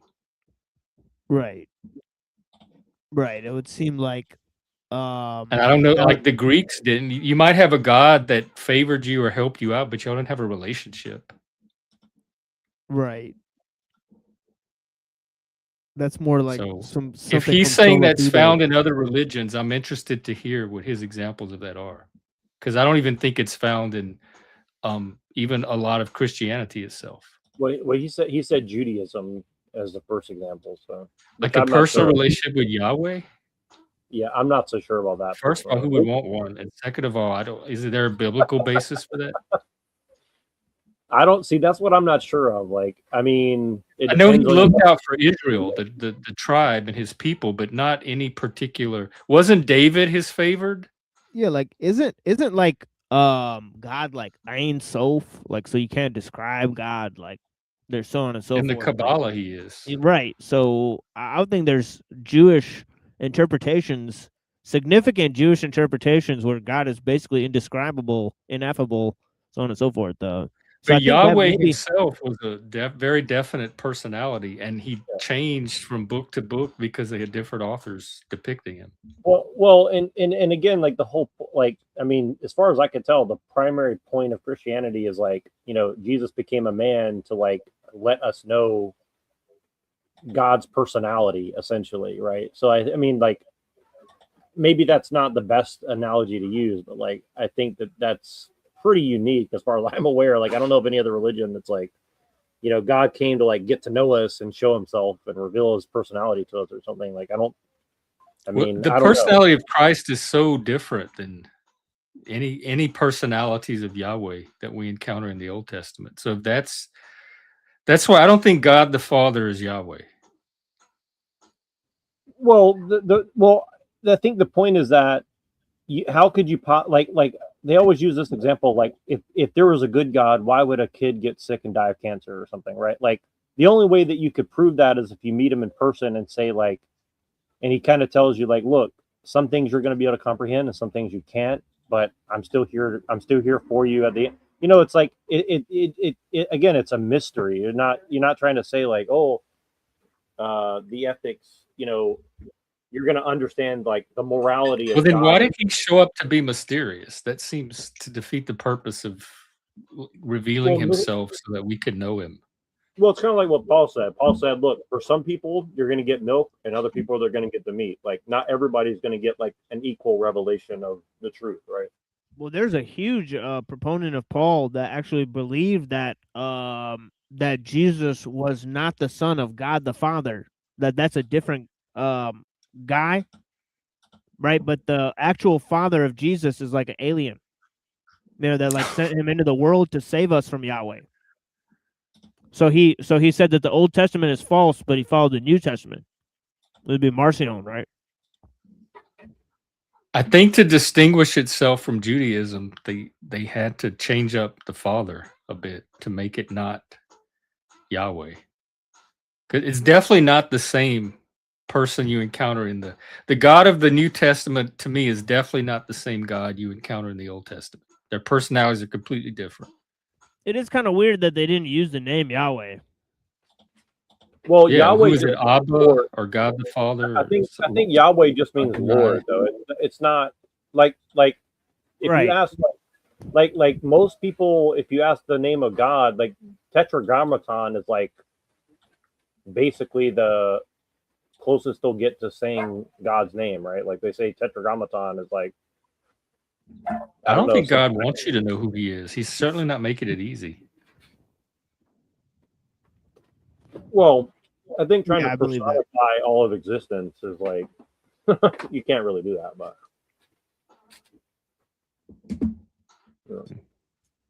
that's like Oh shit! I wasn't paying attention to the time. I do have to run. I have something I have to go to. I appreciate you coming by, Jeff. Thank you so much, Brian. Yeah, this is fun. I'll come by again. Keep a reminder. Thank you. I'll come by your show too. Just send me DMs. Do your stuff. Yeah, you know? every day, 3 p.m. Eastern, 12 p.m. Pacific. I'm going to start streaming at the same time every day because YouTube's been fucking with the algorithm. Yeah. And, I need people to be able to find me at the same time and place. Yeah. So spread the word. Yeah, blessings, Jeff. We'll cross some streams. Yeah, yeah, I'd love to do that. All right, take care. Thanks, guys. Yeah, peace. Thank you, Jeff. Peace.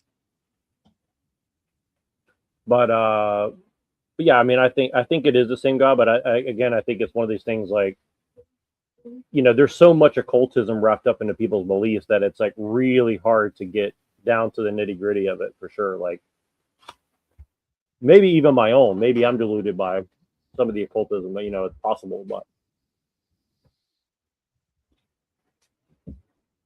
All right, let me just play the rest of this thing really quick. Should be. I'm almost done. I'm pretty like I know I'm winding down because like I remember very vividly. I was like, these guys are not gonna like.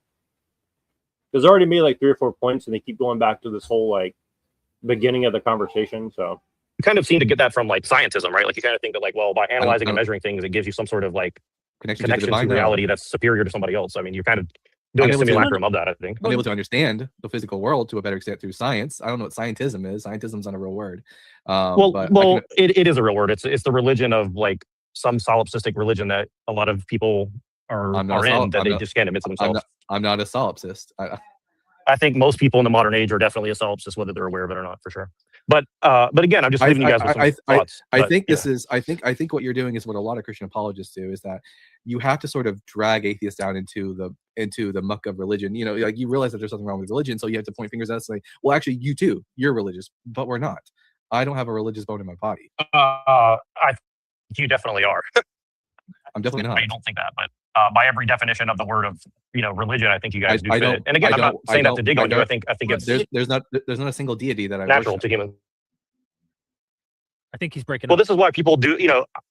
I don't like the way that the guys do the presupposition with you guys, but I do think that in general, like you do have to examine all the presuppositions, at least to yourself in private, in the closet, like we Christians do when we pray. But I don't worship any deities. About what your I can't belief is. I This can't guy's out of his belong to mind. religion. I don't. He thinks that just because you don't worship a deity, you don't follow religion. When there's Confucians and Buddhists and stuff, like what is he talking about?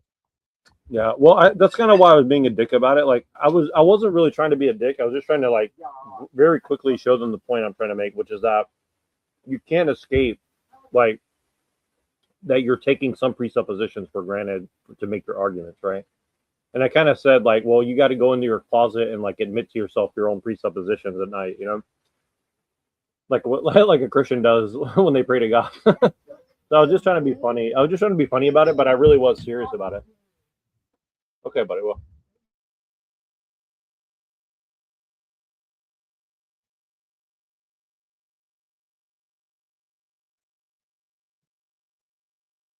Worship any deities. I don't have like a. You do. The creed. religion, the deity that you worship is the deity of reason. You think that reason is like some sort of superior thing that has ontology. Here's the problem. Here's the problem. Deity has meaning, and if you like extend the word deity to refer to not just like actual gods, but literally to anything, then it doesn't. Then it's but that's what you're doing with our God. You're trying to like drag God into reason when God is supra reason. No, that's kind of my point, right?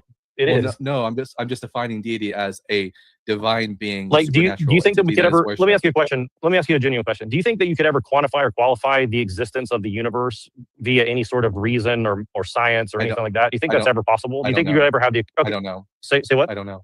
I don't know.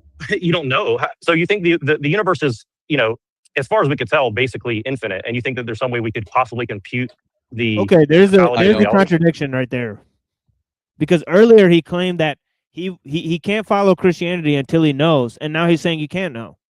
So that's where you should have pinned him and say, well, how can you? Why are you waiting to know?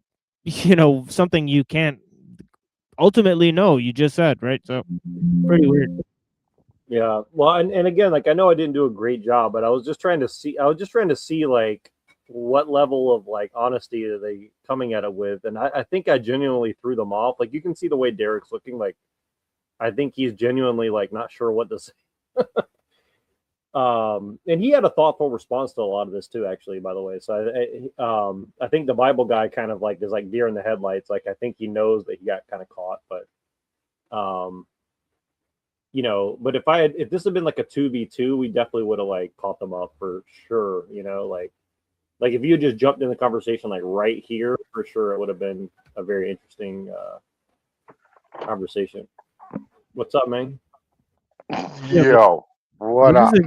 But this is sort of exactly what I just pointed out, is that he put himself into it, sort of impossible standard of proof, and then when he goes to fulfill it for Christianity, he says he can't. When he goes to fulfill it for atheism, he says he can't. In the case of Christianity, he says he can't believe it. Thusly, in the case of atheism, he says it's got to be true.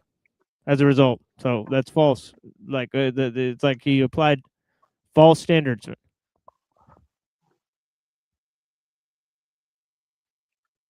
we're just reviewing a little trolling, not really trolling, but like trolling their idea about religion and stuff like that. What's on your mind today? Got nothing, man. Nothing. You know what I mean? I do what I do when I do it.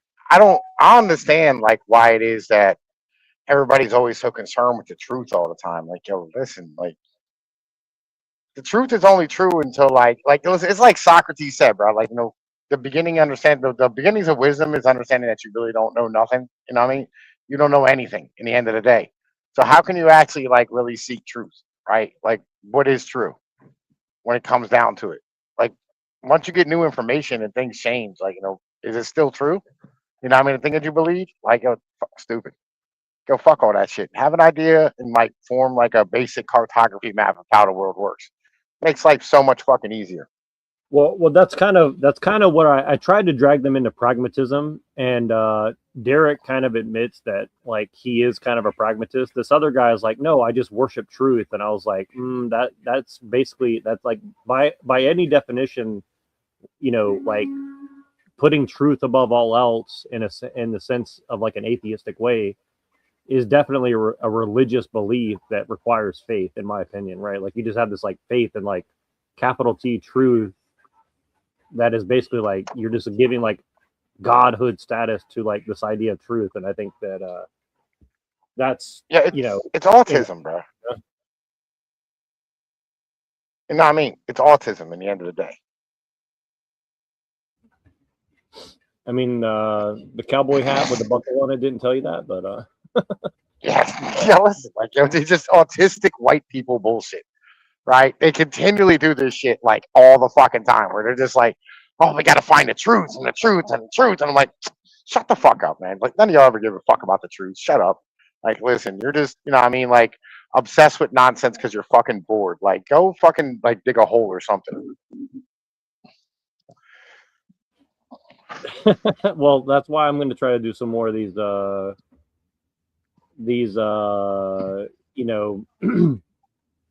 try to get some more of these little panels going where I can catch some of these.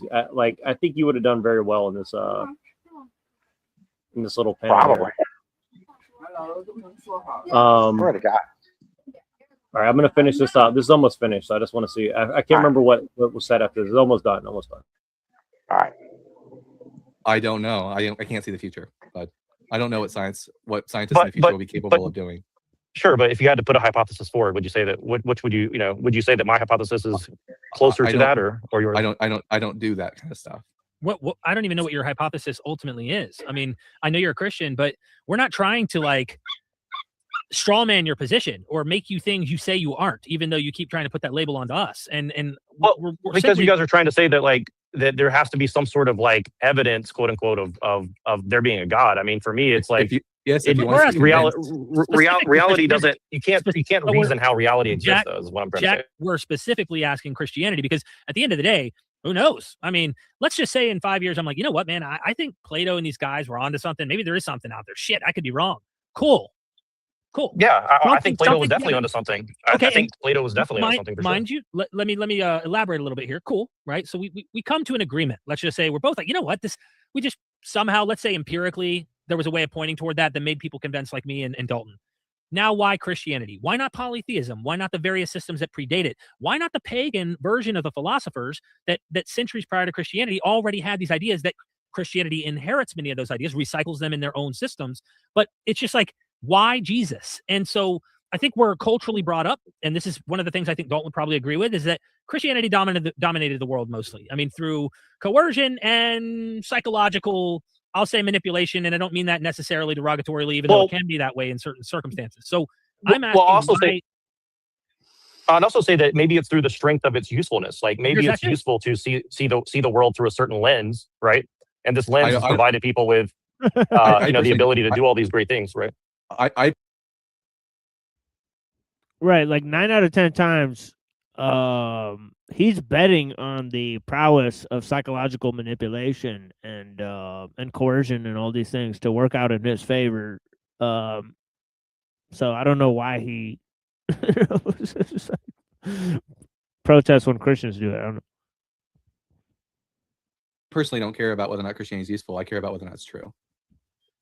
Well, let me put it this way, and I'll try to make it a little bit personal. Like I have family members that have died recently and are probably going to die soon, right? And I think that that's kind of what Derek was talking about. And look, I see as a Christian, I see our time here on earth as like it's a test, but it's a test of love to let God know us and us to know Him and prepare us for whatever comes next. Even if there's not, let's assume that you're right. There's just nothing after this. Consciousness disappears, which I don't believe. I think you could look at the the laws of thermodynamics and like energy and all this. Like something about our existence is going to continue, I would say, even from a scientific point of view, but we don't know what that looks like exactly, right?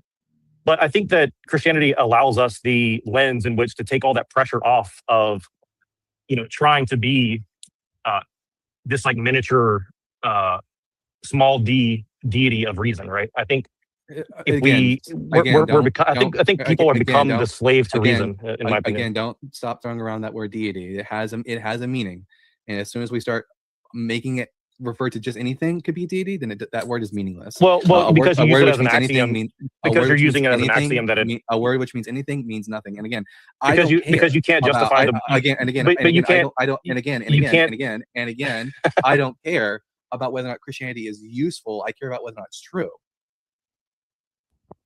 But here's the thing: is you can't prove reason is real through reason, right? That's kind of what I'm trying to tell you, right? You're trying to use it like it's a presupposition that must be, but say what? It's just an axiom that that reason. Right, but axioms have to be justified. Reason is just what our brains do to make sense of the universe. The universe objectively exists. Right. So our brains. So if I, as a Christian, our brains notice patterns. Right. So if I as a reason. Right, and if I as a human reason that God is real, not in the sense of a deist sense of the word, then it's. I mean, if you want to quote a philosopher, I can quote Plantinga or René Girard or all these other people. You can go read like their stuff if you want, right? That's fine if you believe that God exists, Jack. I don't really care about that topic. I care about whether or not Yahweh exists specifically, and whether or not Christianity is true. Did Jesus rise from the dead? Was he the Messiah? I don't care about the moral arguments of whether or not you think Christianity is. At the end of the day, you and I just have different goals. You care about something which you think is useful to you. I just care about what is true, even if that thing is not useful to me. Well, I don't really believe in like a hard pragmatism, but I don't think that anybody can just value truth, intrinsically. I mean, that's kind of like a Luciferian, like I'm trying to make myself God so I can evaluate the intrinsic value of things, right? You really, Jack, you really want us to believe in a God. We don't believe in a God, Jack. Not any kind of God whatsoever. And you keep throwing it around. I know this is going to sound disrespectful, but God is your daddy, and you just hate your dad. No, he's not my dad, Jack. Your word God doesn't. Ironically, doesn't mean jack shit. Well, why you stealing my shit, bro? You're stealing my shit, Neuro Jack. I swear to God, nigga. Listen, stop stealing my shit. I try. Good, dog. Next time I'll shut you off. I was so laughing my ass off in between me talking, but yeah. No, but it's like ethics, when you say these ethics are uniquely Christian, which basically is provably true, right? Because let's face it, they did not grow out of a Greek and pagan sort of system, right? So when you then say, well, just as you could apply the ethical systems of all these things that came before Christianity and say it agrees with them, well, you could do the same thing with God. And then he says, well, that makes the definition of God too general, but it shouldn't, because he's just arguing for general atheism. He's not arguing for, he's not arguing against a specific type of theism, right? So I don't know why he's protesting here. Well, I definitely triggered him. I definitely triggered him. Like, there's something I definitely triggered in him. Like, and Derek gets it, so he's not mad, but this other dude is like, he's getting really pissed off. And I was really just trying to make an impression, honestly, because honestly, I really just wanted to tell Derek. I wanted to get Derek to go debate Jay Dyer. That's really what that's the main reason I came on here, is I just wanted to see him go debate Jay Dyer, because I think Jay Dyer would run away from the argument, from debating him, and that's kind of what I was trying to do here, is instigate him to go debate Jay Dyer. Because I think that would be a really interesting debate, to be honest with you. Meaning, if God means anything, then it means nothing. Jack, God is a God is a supernatural being that creates the universe, rules it. It is the source of morals. I don't think that thing is real. I don't have a deity. I know. I just want to tell you guys, I do love you. This is a really fun experience. I don't want to like end on a bad note because like I do like you guys. I think that you guys are doing good work. Yeah, as a Christian, I think that challenges to our faith are healthy, to be honest with you. So I really do encourage you guys to continue what you're doing. Well, thank you. And yeah, and I wish I could argue this better. You know, I'm kind of distracted, unfortunately, but I really do enjoy talking to you guys. I appreciate your time. Yeah. So yeah, I thought I said something at the end, but I guess I didn't. But it was just really, it was a really funny interaction because I knew I was going to use that like "God is your daddy" line, but I just didn't know where, so I just threw it in at the end before I left. So, but yeah, I don't know. I think it was just interesting, like. Because what's interesting about this is like they said they were going to have an open panel and they let like one other guy up and then they just let like all their friends come up, and I think they didn't actually do an open panel anymore after I got off. So it was pretty interesting, like that they kind of shut it down. They kind of shut down the after this. I don't know. I thought it was pretty interesting, but I don't know. I've been reading a lot of Tom's articles lately, so you could tell that it rubbed off because yeah, a lot of his articles are pretty vicious towards cultural Christianity. I think that's fair to say. Would you agree, Tom? I mean, like empirical, like Christianity, you know what I mean, would be kind of like the shift of where, like, you know what I mean, really be heading towards. Like, I've been arguing that I don't have any problem with like America being an empire as long as like you stop fucking lying to me and telling me we're spreading democracy. You know, like as long as you're not putting pride flags all over like the fucking bases, I'm kind of okay with doing and bombing whoever the fuck we want. Like I feel like at some point we should use this $1 trillion military to benefit us and just like, you know, take control of, you know, oil exports and, you know, fucking energy supply lines. And I think that we should be bombing Europe and forcing them to like pay for our healthcare for a while since we paid for theirs for 80 fucking years. These type of things is where I've been getting to in my articles. You know what I mean? Kind of my mentality. Well, definitely your like Machiavellian, pragmatic view of things. I think it's a lot more honest than what these guys are doing, which is kind of why like I like the juxtaposition. You know what I'm saying? Like I think because you're kind of forcing these kind of guys, like not only these guys, but like they also the Christian right. You know, they're like saying they care about morality when they don't. You know, and I think you're also saying the same of like these kind of like, you know, cultural Christian, like I care about the truth and I care about history, but really most people don't really give a shit about any of that. Like it's like my biggest problem with the people who are anti-war today is that most of them, it's just all like a performative thing. Like they're just trying to say like, oh, it's so mean that we're doing this, but like at the end of the day, they don't actually. I truly think that most of the people that you see publicly saying that they don't really care. You know, it's like it's really just another way to say like America's bad and Trump is bad, which I agree with. But it's like, I mean, my biggest thing is like if we're going to be an empire, the average person should see some sort of benefit to their life. You know, if we're just going to be in a secular empire anyways, right? But like there's no benefit whatsoever, you know, as far as I can tell. I mean, I guess from like the easiness of life in general, maybe.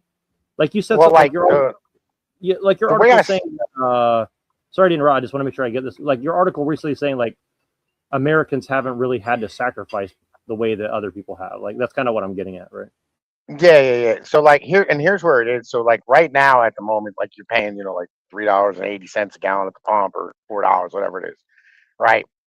And after this, you know, what I mean, you're going to be paying like $2.25, $2.30 a gallon for fucking fuel, right? And the reason for this is because what Trump sees and what like the administration sees is that energy is what allows our like economy and our like fucking basic way of life to function, right? It's not this bullshit of like, oh, what we do is better than everybody else because like we're Christians and we're fucking Americans and our liberal doctrine is the best thing. Our freedoms, right? Like, which is retarded. Like that's the dumbest shit I've ever heard in my entire life. No, right? It's our fucking energy infrastructure. It's our ability to control energy. It's the value of our currency because of the fact that it has like outside demand on it, right? Which, you know, what I mean, allows for like demand inside of the fucking country.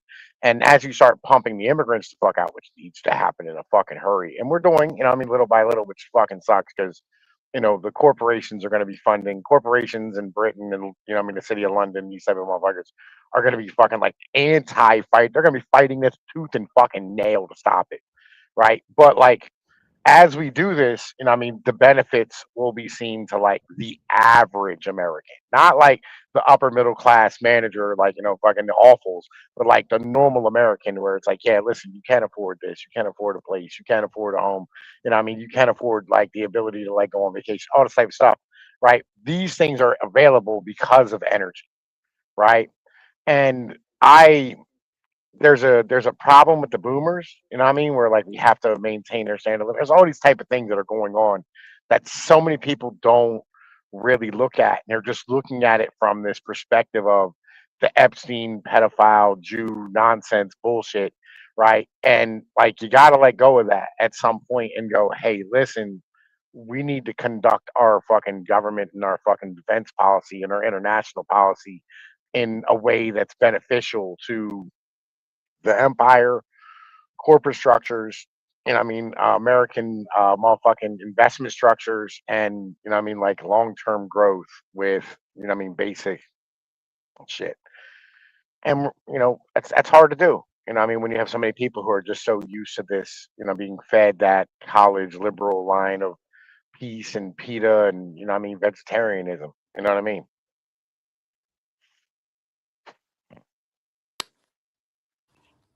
Yeah. Well, I mean, honestly, I don't really think that they're going to get rid of all the immigrant. I'll give you why. Oh yeah, I they're want not. They're to. not gonna get rid of all of them. No, there's no Yeah. fucking way they can't. You know what I Yeah. mean? Like that's impossible. Like, listen, here's the level that we're on right now, right? And this is a crazy stat. Gen Z originally was 59 million people, right? Or I'm sorry, 58 million people. And right now, Gen Z as a population cohort are 79 million strong. You do Really? the math. Yeah. That's 21 million extra fucking Gen Z fucking cohort.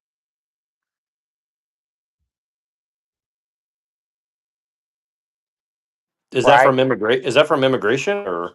Yeah, that's from immigration.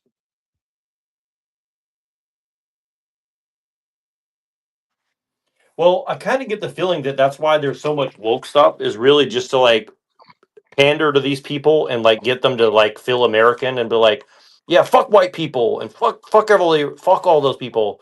You're Yeah, American now. Tell them you're yeah, American. Tell them, yeah. you know, it's kind of Uh huh. weird, you know. Mm. Well, it's not. Yeah, listen, it's not even like that. It's more along the lines of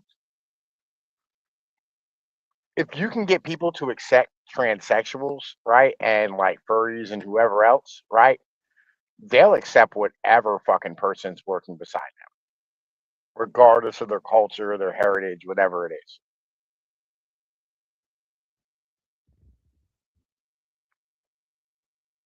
So you think it's like a litmus test to send? Like, well, that's funny. I've actually had people use that word with me a lot recently. Where they're like, "Let me give you the litmus test." Like I've never heard anybody unironically use that, but people really are doing that. They like test to see like, let's see how far woke and left you are. Like, Yeah. you know, what do you think about this? What do you think about that? And I was like, and I said some wrong stuff, and they got like really offended and kicked me out of the conversation. So I was like, okay, so Yeah. yeah, it's pretty interesting, but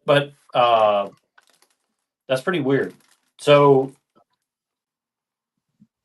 Yeah, I mean, it's again, it's not a litmus test, right? It's more along the lines of if you can get the general public to accept, right?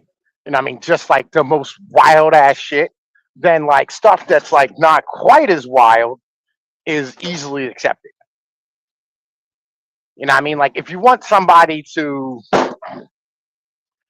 be okay with driving a U-Haul truck, you know what I'm saying? Get them to be okay with driving, you know what I mean, like a motherfucking giant ass dump truck that like does mining work. Like you go way farther than you need to go.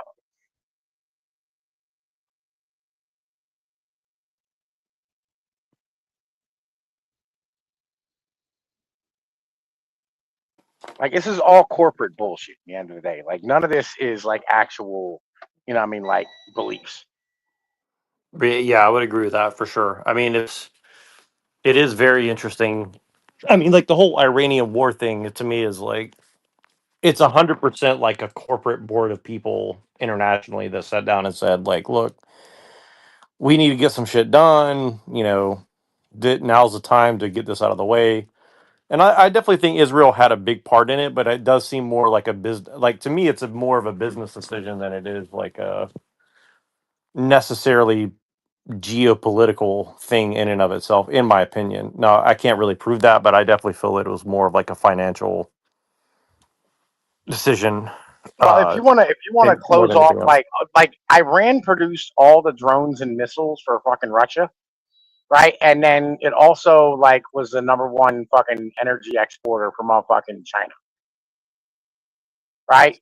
And Yeah, North Korea. You know what that's I mean? kind of what I'm alluding to for sure. Because I think I think Machine has a theory about this too, and I want him to remind me. But like in the back of my mind, like I think, like in the back of my mind, I've been thinking like it's definitely a sideways come at China in the long run. Like I think it's basically like telling China, like if you don't act right, you're next. That's what I personally think. But There we go. Yeah, that's what I was saying, right? That's what I've been saying, right? It's that like this has almost nothing to do with Iran and everything to do with China and Russia.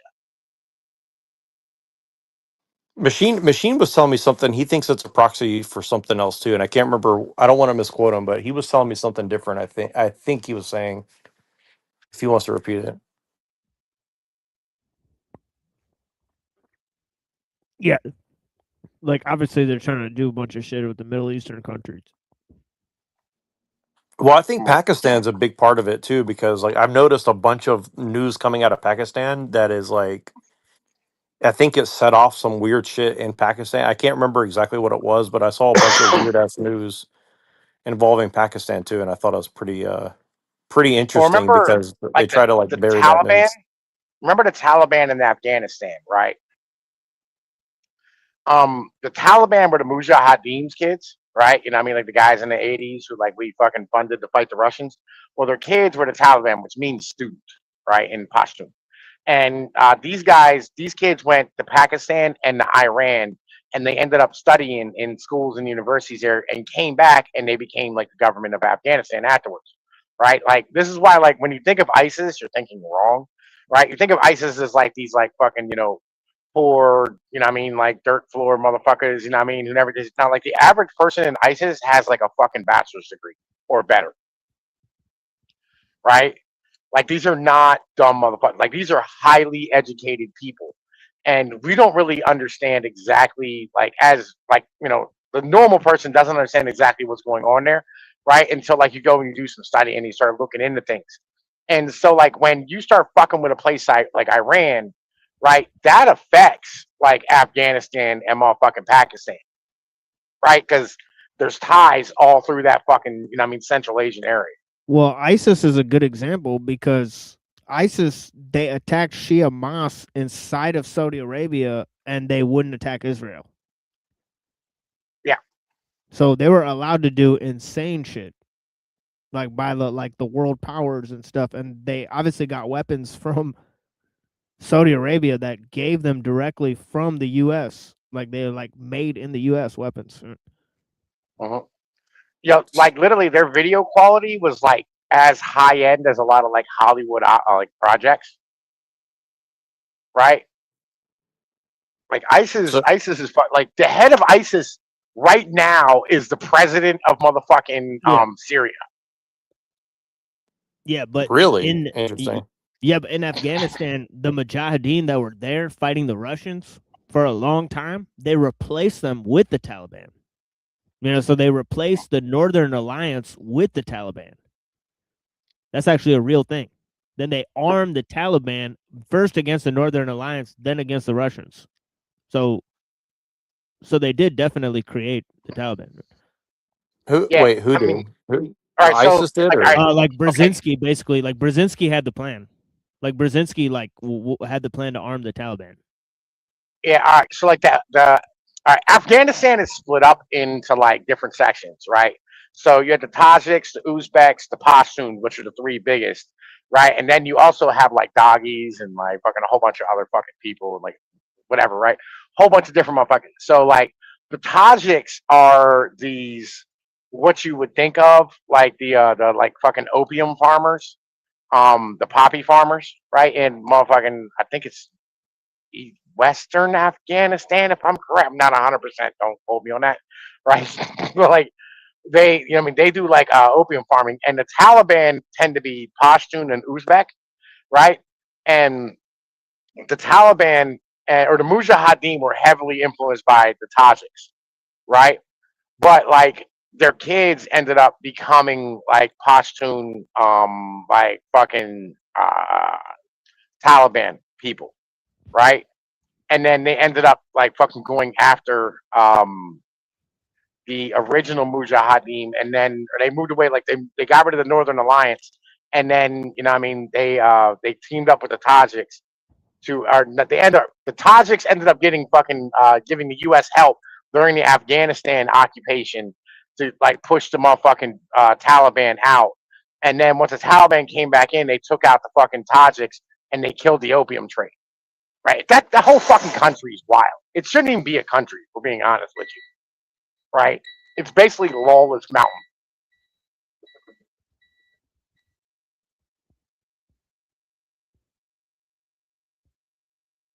Crazy fact about Afghanistan, yo, it is the size of Texas and it has as much fucking roads as fucking Rhode Island.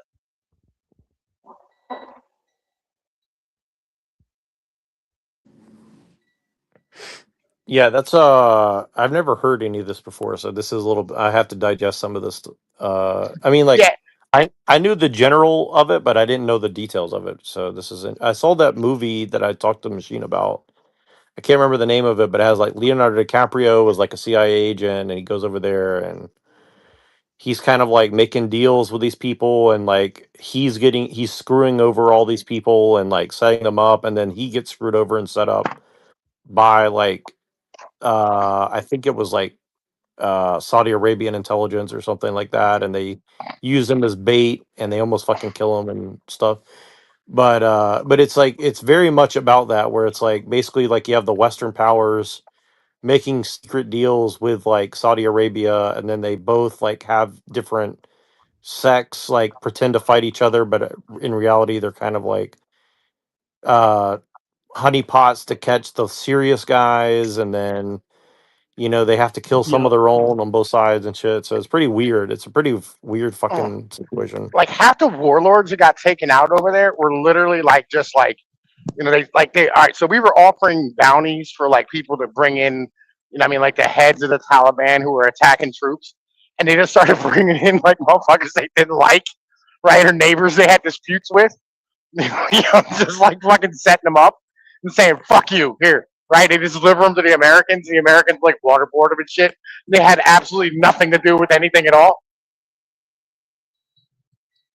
Yeah, it makes me interesting. It's interesting too because like I noticed that they did this whole documentary. I don't know if you guys saw it, but it was like all these heroin addicts in like Kabul or something, and like they're all like living out in the fucking like trash heaps and stuff. And then it shows like the Taliban going and pulling them all up and trying to rehabilitate them. And but it makes you wonder like how many people's like families got destroyed and they're just like out there with nowhere to go. And I don't know, like it seemed like a very like you said, like maybe there's a lot of these broken families that are just kind of wandering around, because if what Machine is saying is true, is like the Taliban is basically like it's like a crypto Western proxy army or something, like which I never heard that. Like I thought the Taliban was technically like against the West, but it seems that the argument would be something like they're No. kind of against the West, but they're not really in the at the end of the day. Yeah, like basically like the Taliban is they first worked with the West to obtain power, and then obviously they combined with Al Qaeda. That is basically like it's got like a lot of Western intelligence basically linked to that whole operation from the Muslim Brotherhood, because there's a bunch of people in the Muslim Brotherhood that were basically like CIA agents And there's some of the people who went to like Pakistan and stuff and set up like Saudi Arabian schools and all this shit so they can indoctrinate people and so on and so forth. So obviously the Saudis, there's obviously a bunch of Arab countries in the Gulf Cooperation Council. They're working with all of those, Israel, America, to try to Who do you think's the odd person cultivate. out? Who do you think's the odd person out in the Middle East? Is it like Qatar or UAE, or who do you think's like the outlier among those nations right now? Like who do you think is like who do you think the West is trying to spook into submission right now with the whole Iran thing, like in the Middle East? I mean, probably all of them. I don't know. Yeah. Too bad. But I mean, do you think there's any that are more like independent than another, like UAE or Dubai? I mean, not Dubai, but you get what I'm saying. Like Saudi Now, the Arabia, I UAE, know. like the UAE and Yeah. Saudi Arabia are 100% reliant on the United States. The Yeah. reason they have any wealth at all is because, like, all right, you know how like Saudi Arabia came to be by chance, Nerdjack? Yeah, it's like Sykes-Picot and all this shit. Lawrence of Arabia is about all I know. All right, so basically, fucking Saudi Arabia came to be because when Britain came through and like fucking decided to make it into a fucking state, the House of Saud had just conquered that place, right? They were like Bedouin raiders, right? And like they just propped them up forever. And that's how we got Saudi Arabia. And then they were there when they like fucking found oil and guar and like 19, I want to say like 35, 36, something like that. And then like they just became unbelievably wealthy. And then in the 1970s, the US made a fucking deal with them and said, hey, if you trade your dollars in or trade your oil in only dollars, we will use our military to motherfucking defend your motherfucking lands and keep you as the global or the regional hegemon in that general area. And so they're 100% reliant. Like they have a ton of American arms, right, and like planes and all that type of shit. Like they can't run them, right? They can't maintain them. They can't. They don't have any parts for them, right? You know what I mean? Like their fucking pilots are trash, right? Like they're 100% reliant upon the United States. So like, and the UAE again is an extension of Saudi Arabia, right? It's all just oil money. This is Kuwait, all this shit. Remember, like, if fucking went back there, Iraq tried to go into Kuwait. That was Gulf War I. You know what I mean? And we went through and backed them up. Like, all these motherfuckers are all reliant upon us. Well, I think China's relying on us too, honestly. That's what's kind of funny is like, yeah. I think China can't really like I think everybody's like scared of China. I think China will be like destroyed in like a month if we just like take away business from them essentially, like because they have a lot of mouths to feed, and my personal opinion is I don't think they have the ability to feed themselves in China. Which I know that sounds insane, but like I truly do believe that. Like I think there's something. I think we got them on the hook somehow. I don't know exactly whether it be through energy or food or something like that. So all right, so like they require a lot of imported like additives for like farming. You know what I mean? Such as like fucking tractors, combines, fertilizer, right? This type of shit. But they don't get them from us, right? You know what I mean? Because like we're not the ones who export that shit. We used to export a lot of soybeans before last year. Now they're getting them from places like Brazil, and pork. But I think China would be okay without the U.S. The only problem is their neighborhood, right?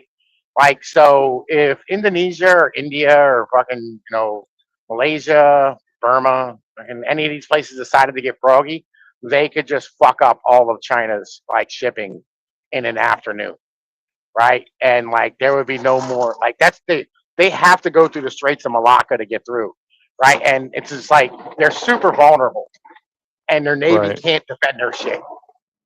yeah, I pretty much from what I understand, I agree. I mean, I think I mean, this is the thing is like America is basically providing the protection racket of the ports for the world. And Trump basically did say that, which I think is kind of true. Like Now, again, is it also like we're the bullies and we're like taking everybody's milk money or whatever? Like, yeah, No, probably that's the that's problem. That's why Americans are like fucking upset, right? Is like, okay, so this is the argument between the two Americans, right? It is the global management class, right? So, okay, in the 1970s, we decided, hey, listen, and I mean, like, it is costing us too much to be like a global manufacturer. What we should do is we should just be the global fucking managers, right? The management class. But the problem is like you only need so many managers, and so like that's the people who like we're arguing us as a group, like me, you, everybody on our side, the right wing, whatever it is. We're arguing with the global. We're arguing with the global management class, the professional managerial class, the PMC, right? You know, I mean, these motherfuckers here are 100% reliant upon these global supply chains and want this shit to continue. And a lot of that is in government. That's like CIA, NSA, all that type of shit. Same thing, State Department, right?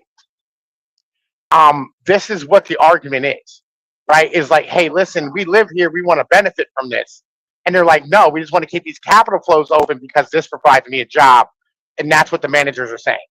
You know what I mean?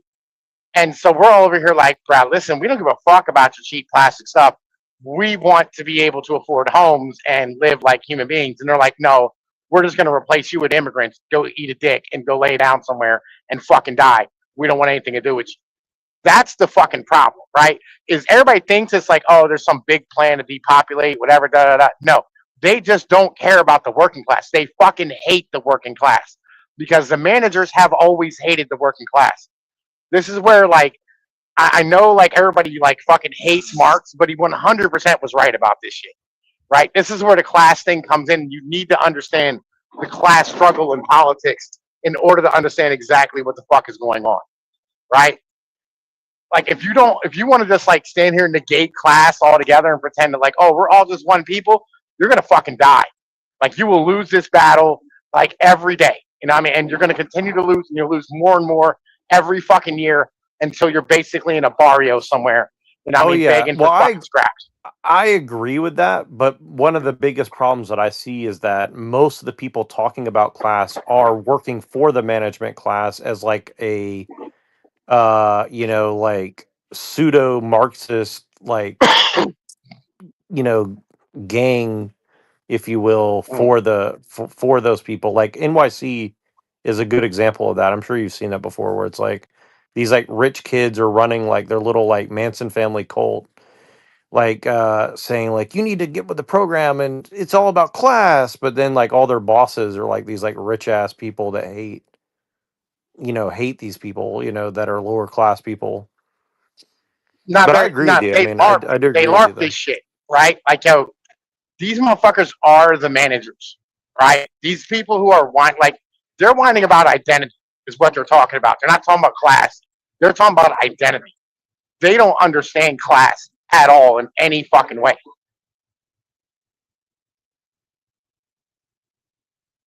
Is the issue. Like you have to have a class-based, identity-based type of deal, and that is just counterintuitive to everything that liberalism stands for, and in particular neoliberalism and neoliberal capital. Right. Machine, would you say that this is like well known in the Muslim world as well? Or because like I know that people, everybody says that it's like one thing or the other, but I think it's everywhere. But would you say that there's awareness of this within like Islam? I'm not even necessarily saying here in America, but I'm saying everybody. I think that's the psyop of Mamdani is they're like, look, he's a socialist, he's a Marxist, he's a class warrior or whatever. It's like I think that that's a LARP personally. Like I don't think he's like you know Mr. Islam or anything personally, but do you think that there's awareness of like the class struggle within Islam, like in Saudi Arabia or these countries, or is that more of like a Western only thing? I Like mean, I know like usually the like in Algeria and Paris and places like I've talked to those people. They definitely believe in it, but I don't know about like Pakistan or on any yeah, other like place. So. Yeah, like usually like the pan Arab whole thing has been like um influenced by socialism. So they had leaders that were sort of anti-Islamist, that were sort of pan Arabists that led a bunch of communist revolutions over there. But Oh, so you're saying the people that are pro that are generally against Islam, right, yeah. like So a it seems like Giorgiani kind of type of person in a way, yeah, it right? would seem like right. Yeah, that's pretty interesting because shit, I was just thinking about I was talking to because I've talked to some people from Algeria and people like that, but on these TikTok panels, all the Muslim panels that are supposedly Muslim panels, there's always like some of them that are woke, but it's really weird because like they actually hate. They're like, "Oh, you're from Iraq, fuck you, bro. You're not even really an Arab, or whatever, something to that effect." And it's like it's kind of weird because it's like it's Why? very very similar to like what happens in America, where they're like, "Oh, you're not a real white person, or you're not a real this, Exactly. or Yeah. you're not a Oh real yeah. black, or whatever." Yeah. It's Every like place has crazy. that. Yeah, like basically Iraqis are like the Mexicans or the Arabs, right? And so are the Yemenis because they're short and dark, right? They don't look like tall and white like the other Arabs. So it's like Yeah, that's if you funny. even look Like at I them, they had look different. Yeah, like the only Muslim people I knew as a kid was like this guy named Yasser from Iraq, and his family's house got destroyed by like tanks rolling over his house, and so he fled to America. And and he was like this short, dark. I liked him. I think he became a doctor or something, but I was pretty young. I was like 11, 12 when I met this kid, but he was a friend of mine. And then there was another one named I can't remember his name, but it was like Zara or something like that. And this dude used to bring like this fucking 7-inch fucking like butcher knife in his boot every day to school.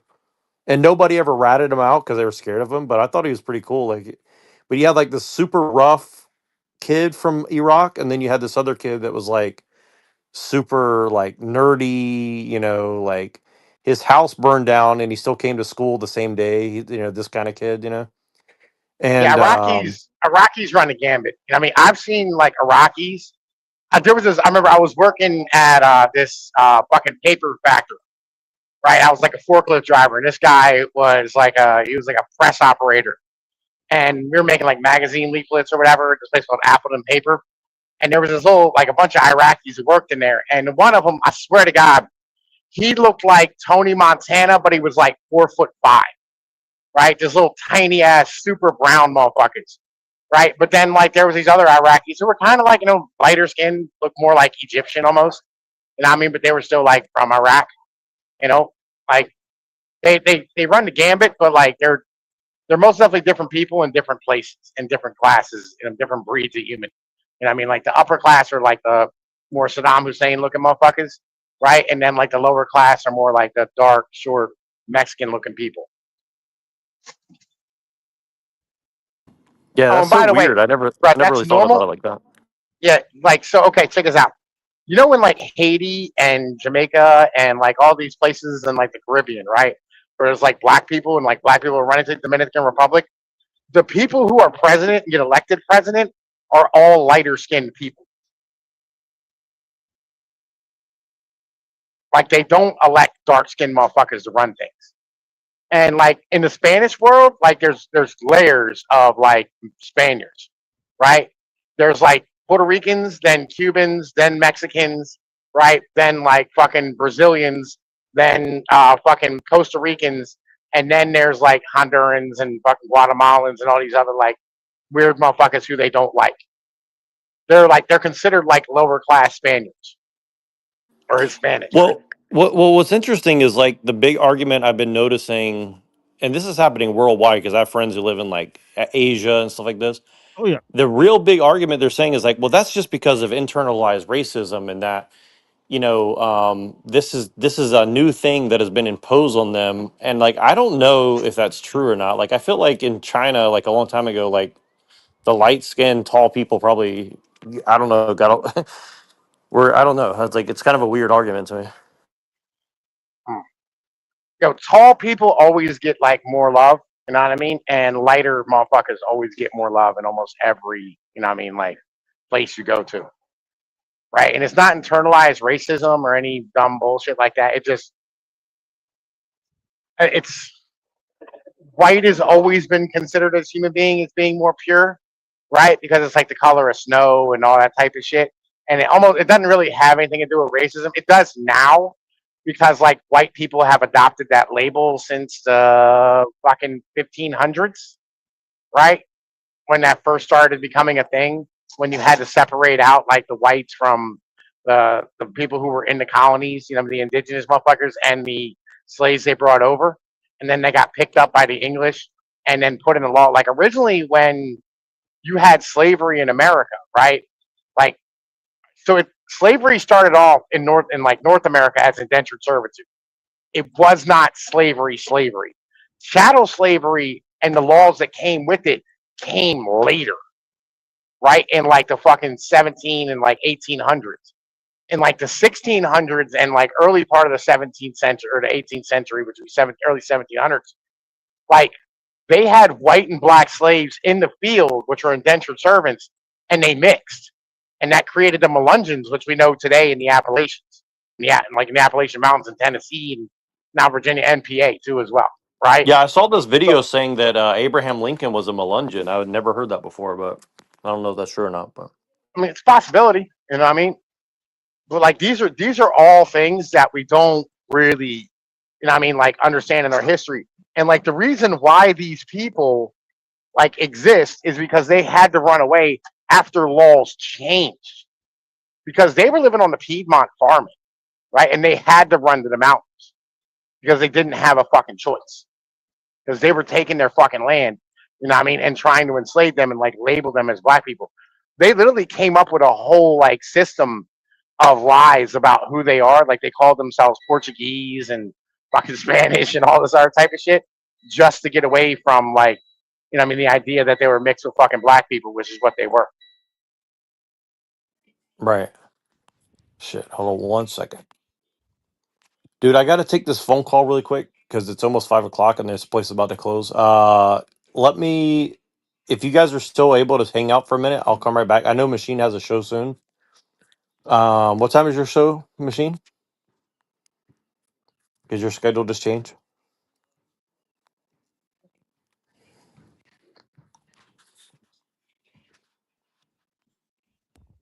Oh, sorry, I was washing my hands. But yeah, There you go. this thing is gonna start in like an hour and a half. But the thing is that I do have to call somebody too. So let's just go ahead and end this here. Yeah, I want to continue this conversation though. If Yeah, you're so around we'll later, continue tomorrow. if you guys are later, if you guys are around later tonight, well, I know you're doing your show tonight, but Right. yeah, you guys hit me up later. I have to make this call before this place closes, and Yeah, it's no worries, dude. Yeah. I'll be on um, Discord. You know what I mean? all right, cool, Holler man. at me, I'll man. hit you guys up later, Yeah, and man, as I'll always, my try. brother. Later, my Yeah. brother. Peace. Yeah, Yeah, blessings. appreciate you guys. All right. Yeah, Sorry to peace end out. it really abruptly, but I just realized the time too. Yeah, it's All all right, good. appreciate you guys. I'll talk to you soon. Yeah, peace on.